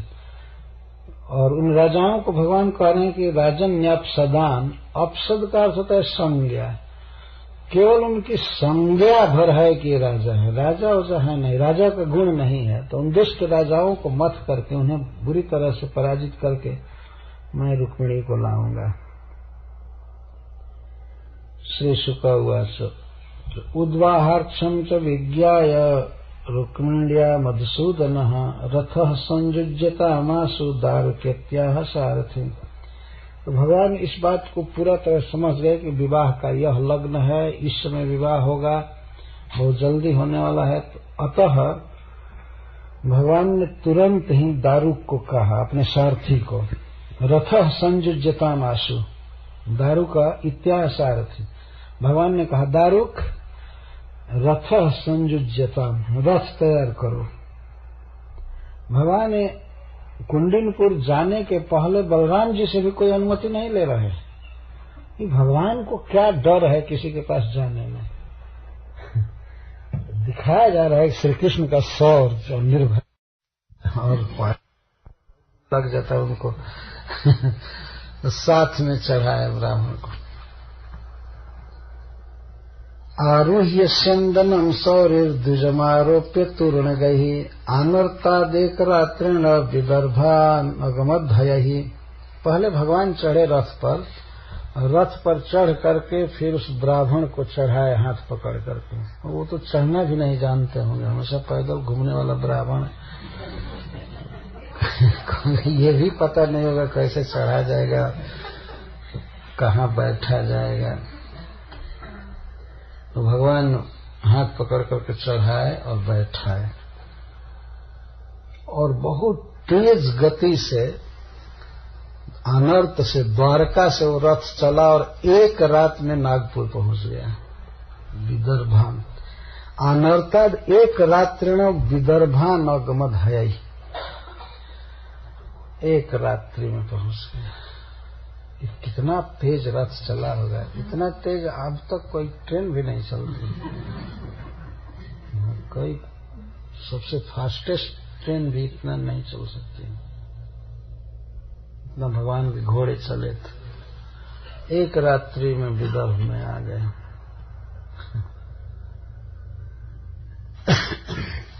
और घोड़े से और रथ से भगवान उतारे ब्राह्मण को। तब ब्राह्मण को उतारने की बात अभी न कह करके अब महाराज कुंडिनपति भीष्मक की बात कर रहे हैं। राजा स कुंडिनपति पुत्र स्नेह वशम गतः शिशुपालाय स्वाम कन्याम दास्यन कर्माण्य कारयन। महाराज भीष्मक तो चाहते थे कि उनकी पुत्री का विवाह कृष्ण से हो, और उनके और भी पुत्र चाहते थे, लेकिन रुक्मी घर का मालिक था, बड़ा लड़का था, तो पुत्र के स्नेह के वश में होकर के वह भी दिन निश्चित कर दिए थे राजा भीष्मक कन्यादान के लिए। पुत्र स्नेह वशम गतः, पुत्र के स्नेह में पड़ करके पहले वो कहता था कि रुक्मिणी का विवाह मैं करूंगा, मेरी बहन है सबसे छोटी बहन, और मैं इसका विवाह करूंगा। पिताजी आपको इस विषय में कुछ नहीं बोलना है, मैं सारा इस विवाह महोत्सव का प्रबंध करूंगा, सब करूंगा। चलो भाई, भाई है और बहन का विवाह इतना स्नेह से करना चाहता है तो पिताजी भी कह दे ठीक है करो। लेकिन वह कृष्ण से न हो पावे शिशुपाल, तो इसके लिए वो अध्यक्ष बन गया था।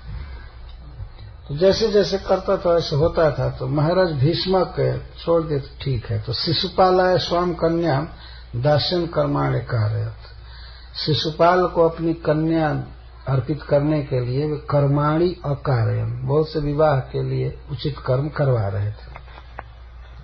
तो क्या क्या कर्म था? पूरम समृष्ट संसिक्त मार्ग रथ्या चतुष्पथम। पहले वर्णन श्री सुखदेव गोस्वामी कह रहे हैं कुंडिनपुर खूब साफ किया गया था, पहले बहारा गया था, धोया गया था, वहां की गलियां, चौराहे, चतुष्पथ चौराहा को कहते हैं। और रथ्या का अर्थ होता है छोटे छोटे मार्ग और महामार्ग। ये सब बहुत सजाए गए थे। पहले तो बुहारे गए और इसके बाद उन पर चंदन के जल का छिड़काव किया गया रोड पर। और इसके बाद चित्र ध्वज पताका भी तोरण समलंकृता, और भिन्न भिन्न प्रकार के ध्वज आरोपित किए गए, झंडा लगाया गया, पताकाएं लगाई गई और पल्लव आदि से सजाया गया। माला गंध माल्याभरण बिरजम्बर भूषित है।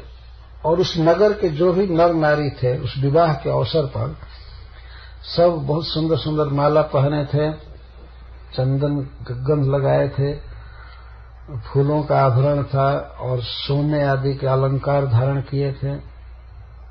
स्त्री चाहे पुरुष जो भी थे खूब सुंदर वस्त्र पहने थे, अलंकार किए थे। विवाह के अवसर पर देखा जाता है कि लोग नया नया कपड़ा पहनते हैं, साफ सुथरा रहते हैं, बहुत प्रकार से किया जाता है। गरीब आदमी भी उस दिन घर को सजाता है और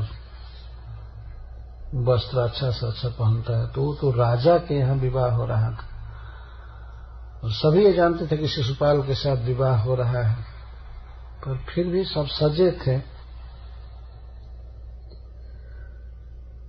और घरों से अगरबत्ती का सुगंध निकल रहा था, धुआं सभी घरों से, कहीं फैक्ट्री का धुआं नहीं था, सब अगरबत्ती के धुएं निकल रहे थे सबसे, बहुत शुद्ध। पितृन देवान समभ्यर्च विप्रांश विधिवत नृपा, पितरों का पूजन किया गया, देवताओं का पूजन किया गया और ब्राह्मणों की विधिवत पूजा की गई। भोजयित्वा जथा न्यायम वाचयामास मंगलम, ब्राह्मणों को भोजन कराया गया पहले, और ये भोजन कर लिए तब उनके द्वारा स्वस्ति वाचन कराया गया। जो भी वेद पाठ कराना था, पूजा कराया गया, खिला करके कराया गया।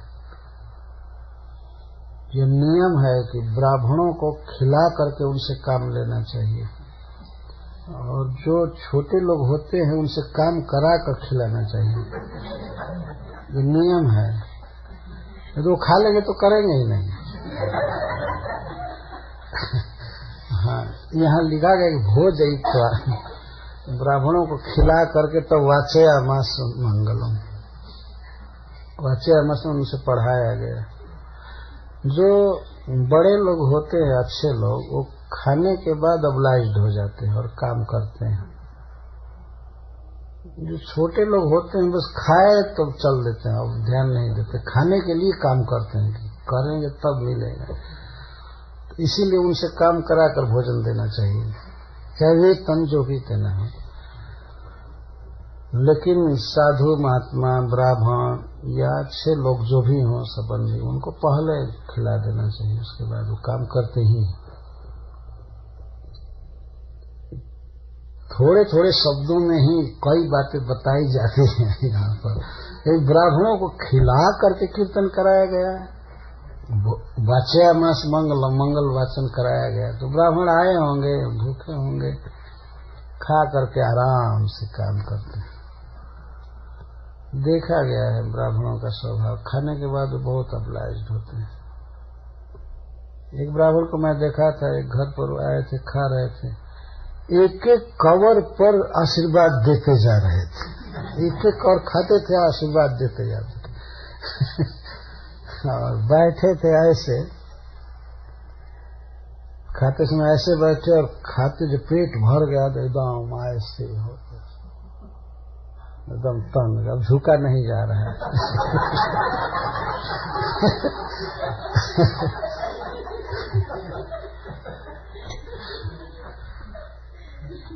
और वास्तव में ब्राह्मण जाति ही एक ऐसा है जो बेचारे केवल खाना पर काम करते हैं।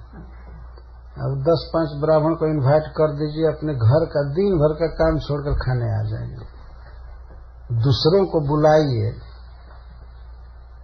कोई ऑफिस में है, दुकान में है, दूसरों को बुलाइए कि हमारे यहाँ निमंत्रण है, प्रसाद पाने आ जाइएगा, तो कहे नहीं, हमको फुर्सत नहीं, त्याग है ही नहीं। और ब्राह्मणों में त्याग है आज भी कि उनको बुला दीजिए खाने के लिए तो 10-20 रुपए का भोजन करने के लिए 1000 का काम छोड़ करके चले आएंगे। उनको इसकी परवाह नहीं है, ठीक है खाना ये है, शायद आप लोगों ने भी देखा होगा। तो ये ब्राह्मण सब बड़े शुद्ध थे, आए वेद पाठ करने लगे। सुस्नातम सुगतिम कन्याम कृत कौतुक मंगलाम। रुक्मिणी जी ने सुंदर तरीके से स्नान किया, पूर्ण स्नान, केश आदि संवार्जन करना। स्त्रियां प्राय पूर्ण स्नान नहीं करती हैं, कभी कभी करती हैं, पूर्ण स्नान किया, सुस्नातम। और स्नान के जो नियम है, पहले शरीर में क्या लगाना चाहिए, उसके बाद क्या लगाना चाहिए, उसके बाद जल, लास्ट स्नान जल से होता है, लेकिन उसके पहले इस तेल से स्नान, इस तेल से उबटन लगाना, तेल लगाना, ये सब, इसको सुस्नाता कहते। भागवत में लिखा गया है कलयुग में तो लोग केवल जल से नहा लेंगे, इसी को स्नान मानेंगे और तो कुछ लोग जल से भी नहीं नहाते हैं हवा शरीर पर लग गई, उनका स्नान हो गया, ऐसे भी कुछ लोग पहले के लोग नहाते थे तो पहले उपटन लगाते थे, शरीर में तेल का मालिश करते थे, इसके बाद नहाते थे। हमने देखा है श्रील प्रभुपाद जी नहाते थे, खूब अच्छा से उनका मालिश किया जाता था, और मालिश के बाद फिर एक बार स्नान करते थे। तो शरीर को ठीक रखने के लिए ऐसे नहीं केवल जल से और साबुन लगाए बस हो गया स्नान। रुक्मिणी जी ने खूब विधिवत स्नान किया, उनके सखियों ने कराया। सुदती, रुक्मिणी जी के दांत बहुत सुंदर थे। कृत कौतुक मंगलम, इसके बाद उनका श्रृंगार किया गया। कौतुक मंगलम, यह कौतुक का अर्थ है श्रृंगार, आभूषण धारण करना, और मंगलम का अर्थ है कुछ खास तरह के धागे बांधे जाते हैं, ब्राह्मण लोग कराते हैं कन्या के मंगल के लिए। अहतांश युग में भूषितम भूषणोत्तमय, तो इसके बाद वो एक वस्त्र पहनी, लहंगा नीचे और ऊपर ओढ़नी, दोनों बिल्कुल नया वस्त्र था।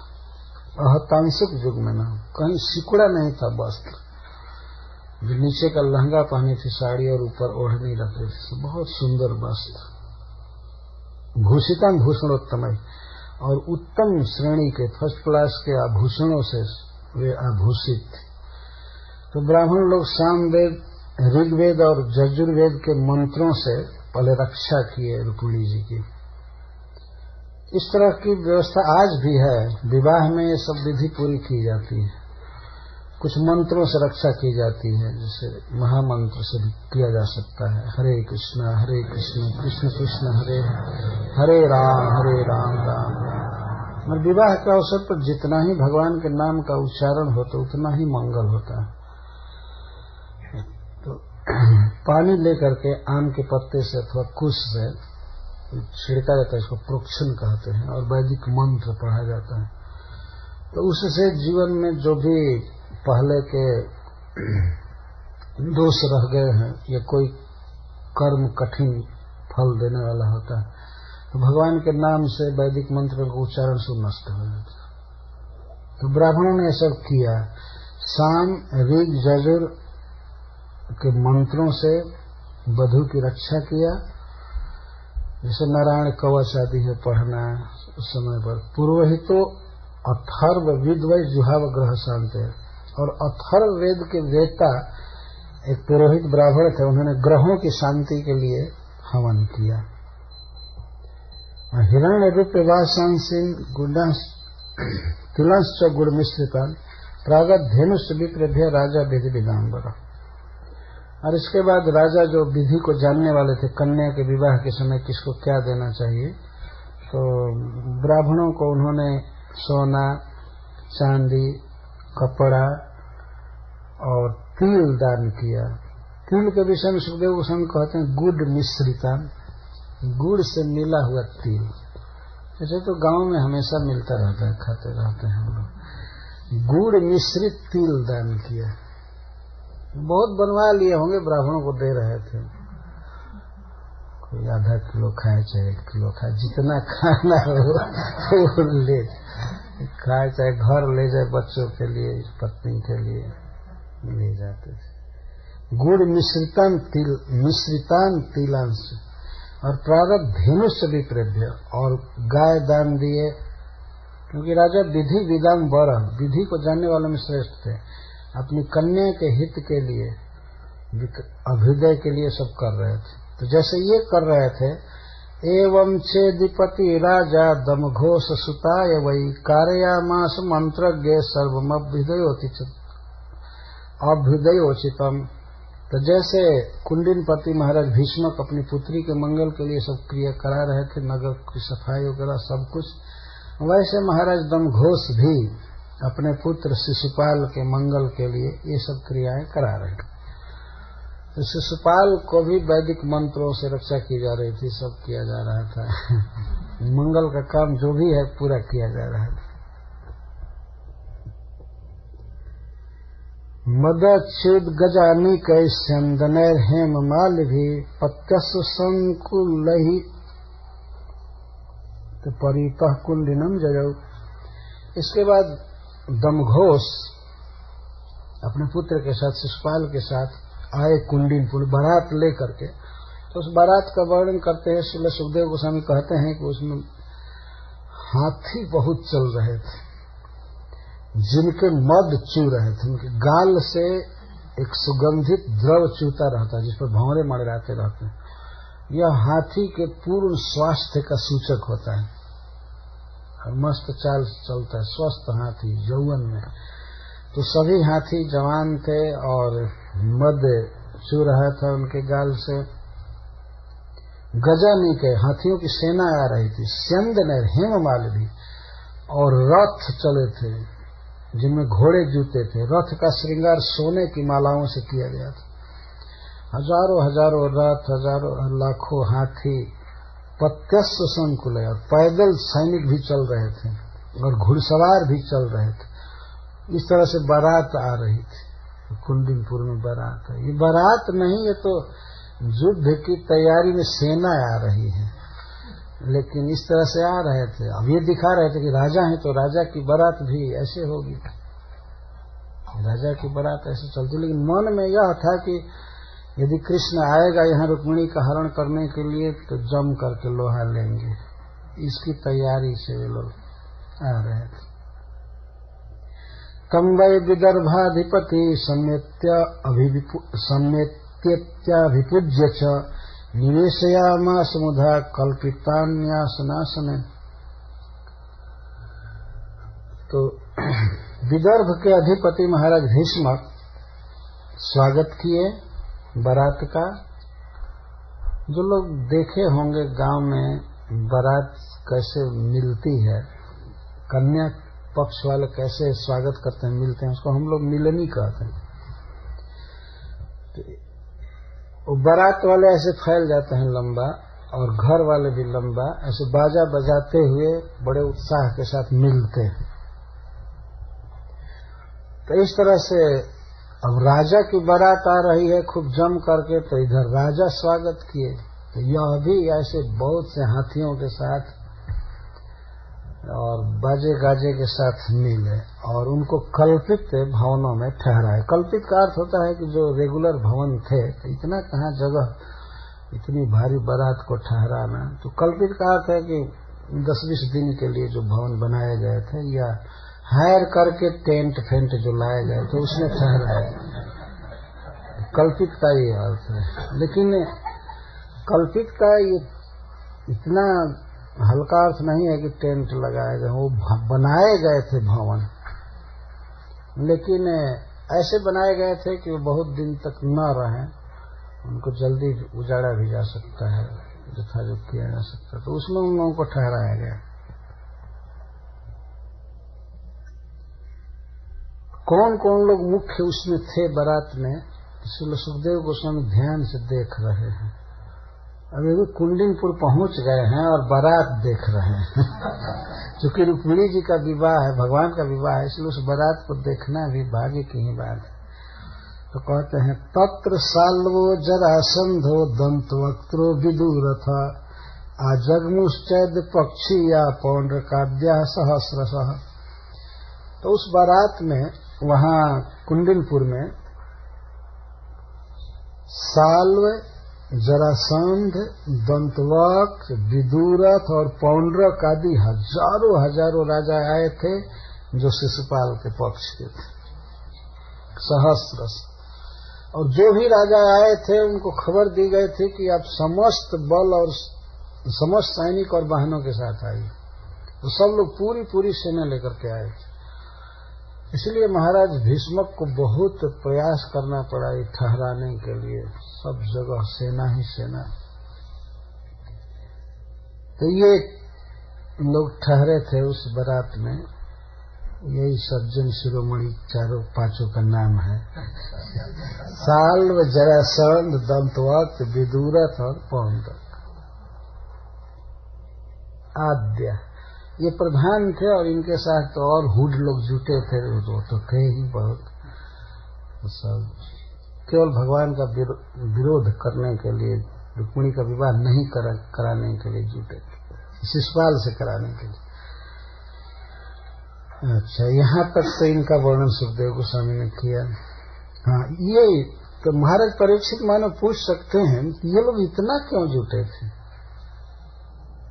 इतना जुटने की क्या जरूरत थी। तब सुखदेव गोस्वामी कहते हैं कृष्ण राम दिशो जत्ता कन्याम चैद्याय साधितुम। ये जितने जुटे थे सब कृष्ण और बलराम के बैरी थे, ऐसा द्वेष करते थे कृष्ण और बलराम से। ये लोग चैद्याय कन्याम साधितुम, शिशुपाल के साथ रुक्मिणी का विवाह होना चाहिए, इसके लिए आए थे। तो इनको क्या खतरा था, आखिर रुक्मिणी के विवाह में क्या इतना प्रयास था कि शिशुपाल से कराने के लिए ये लोग जुटे थे। और जगह देखा जाता है कन्या और वर का विवाह निश्चित कर दिया जाता है तो आसानी से हो जाता है, इतना सेना जुटाने की क्या जरूरत थी कि कन्या का रुक्मिणी का विवाह कराने के लिए शिशुपाल से। तब सुखदेव गोस्वामी कहते हैं नहीं, बात और थी। यज्ञागत हरे कृष्णो रामाद्यर जदुभिर्वृत। सबके मन में यही शंका थी, यदि रामाद्य जदुभिर्वृत, बलराम आदि जदुवंशियों के साथ कृष्ण यदि आगत्य आकर के कन्या हरे, यदि आकर के कन्या का हरण किया तो ज्योत्स्याम संघतास्तेन इति निश्चित मानस। तो हम सब मिल करके कृष्ण के साथ युद्ध करेंगे, यादवों के साथ युद्ध करेंगे, इति निश्चित मानस है। यह मन में निश्चय करके सब सेना जुटाए थे भगवान से युद्ध करने के लिए। और यदि आगत्य हरे, इस पर भी प्रश्न हो सकता है कि इन लोगों को यह आशंका कैसे थी कि कृष्ण कन्या का हरण करने आएंगे। ये बात पहले से फैल चुकी थी। रुक्मिणी का मनोभाव पूछा गया था, रुक्मिणी के बात को नगर के सब लोग जानते थे कि यह कृष्ण से विवाह करना चाहती है। और कृष्ण भी करना चाहते हैं, यह किसी न किसी तरह से राजाओं के पास एक खबर पहुंच गई थी। तो इन लोगों को पूरी शंका थी कि यदि अगत्य हरित कृष्ण यदि आकर के कन्या का हरण करेगा तो हम सब युद्ध करेंगे। तो इस पर भी प्रश्न हो सकता है कि तो यदि कृष्ण आकर के हरण करे तो कृष्ण से लड़ने के लिए इतनी सेना की क्या जरूरत है? 2-4 बेर लग जाते, उसको पछाड़ देते। तो कहते नहीं, रामाद्य जदुवीर बीरता, वो आएगा तो बलराम आदि के साथ आएगा और भी जादुओं के साथ आएगा, सात्यकी अक्रूर आदि लड़ाकों के साथ आएगा। तो इसलिए उनसे जम करके युद्ध करने के लिए ये मन में संकल्प करके ये सब आए थे। अच्छा देखिए, इतना तैयारी करके आए थे रोकने के लिए कृष्ण के साथ रुक्मिणी का विवाह न हो, शिशुपाल के साथ हो, और सारी तैयारी के बाद भी हो गया कृष्ण से विवाह। इनकी सारी तैयारी ऐसे ही धरी की धरी रह गई। कितना भगवान में बल है, कितनी सफलता है। वो अकेले आए थे रुक्मिणी का हरण करने के लिए, बाद में बलराम जी सेना लेकर के आए थे, और ये लोग इस कांड को रोकने के लिए कृष्ण हरण न कर सके रुक्मिणी का, पहले से ही सारा सज धज कर तैयार होकर आए थे, और इनके बीच से भगवान रुक्मिणी को उठाए थे।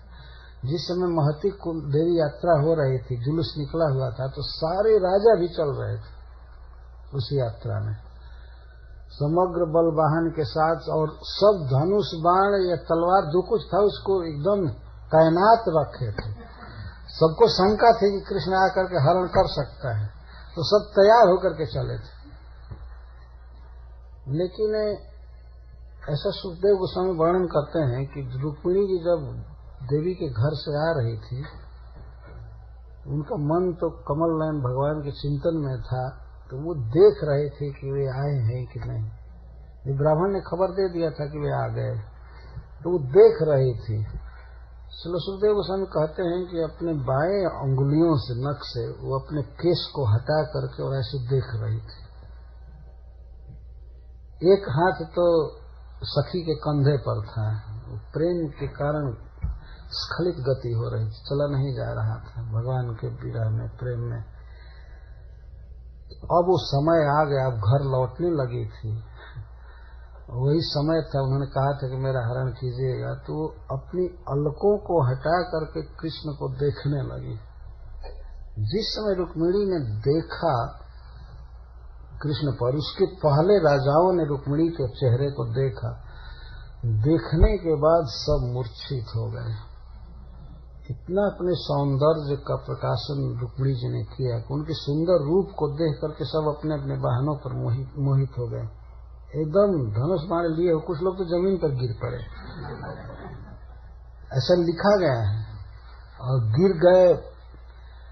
ऐसा जादू रुक्मिणी जी ने किया, भगवान को युद्ध नहीं करना पड़ा। रुक्मिणी जी के सौंदर्य से सब बिल्कुल हतप्रभ हो गए, देखते के देखते रह गए। और रुक्मिणी जी ने देखा भगवान को रथ पर बैठा हुआ, तो वे सखियों का संग छोड़ करके और रथ के पास जाने लगे। राजा लोग तो, कुछ लोग तो बेहोश थे, कुछ आधे होश में थे, कुछ ये थे, कुछ कर नहीं पाए। और भगवान के पास रुक्मिणी जी पहुंची, भगवान तैयार थे, हाथ पकड़े और रथ पर बैठा कर उसके बाद रथ को चलने के लिए कह दिया दारुक से। और भगवान दूर थोड़ा चले गए, तब ये लोग फिर बाद में होश हुआ, देखे, हाय हाय, बहुत हल्ला करने लगे, ले गया जैसे सिंहों के बीच से कोई हरिण अपना भाग ले गया, ऐसे ले गया। इतना कमजोर व्यक्ति, बाप रे, जरासंध से हारा हुआ। तो अपने को सब लोग सिंह मान रहे थे, सिंहों के बीच से हरिण ले जाए, ये कैसे हो सकता है? तो ये सिंह लोग कर क्या रहे थे? इस तरह से ले गए, पकड़ो पकड़ो, मारो धरो, लेकिन उधर जाकर फिर बलराम जी से मुठभेड़ हो गई, वहीं रोक दी। तो इस प्रकार से ये भगवान की लीला है। वो सारी तैयारी करके आए थे, लेकिन फिर भी हाँ, तो वे लोग तो आए थे समग्र बल वाहना, इति निश्चित मानसा आजगमुर भूभुज सर्वे समग्र बल वाहना।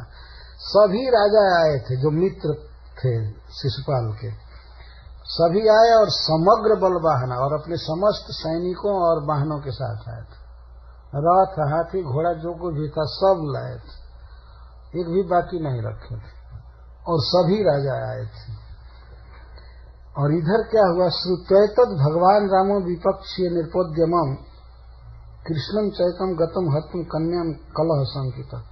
श्री बलराम जी सुने विपक्षी राजाओं के इस प्रयास को, उद्यम को, कि सब लोग सेना ले लेकर के आए हैं, और यह भी वे जान गए कि कृष्ण अकेले गया है कन्या का हरण करने के लिए, तो वे कलह संकित हो गए कि बहुत बड़ा युद्ध होगा वहां। इसलिए बलेन महता सार्धम भ्रातृ स्नेह परिप्लुत त्वरितः कुंडिनम प्रागात सुरथपत्ति भी। तो श्री बलराम जी एक बहुत बड़ी सेना लेकर चल दिए कुंडिनपुर। तत्काल ही पता लगा कि कृष्ण हरने गया है कन्या, तो श्री बलराम जी चले आए। क्यों? भ्रातृ स्नेह परिप्लुत, भाई के स्नेह में डूबे हुए बलराम जी, यादवों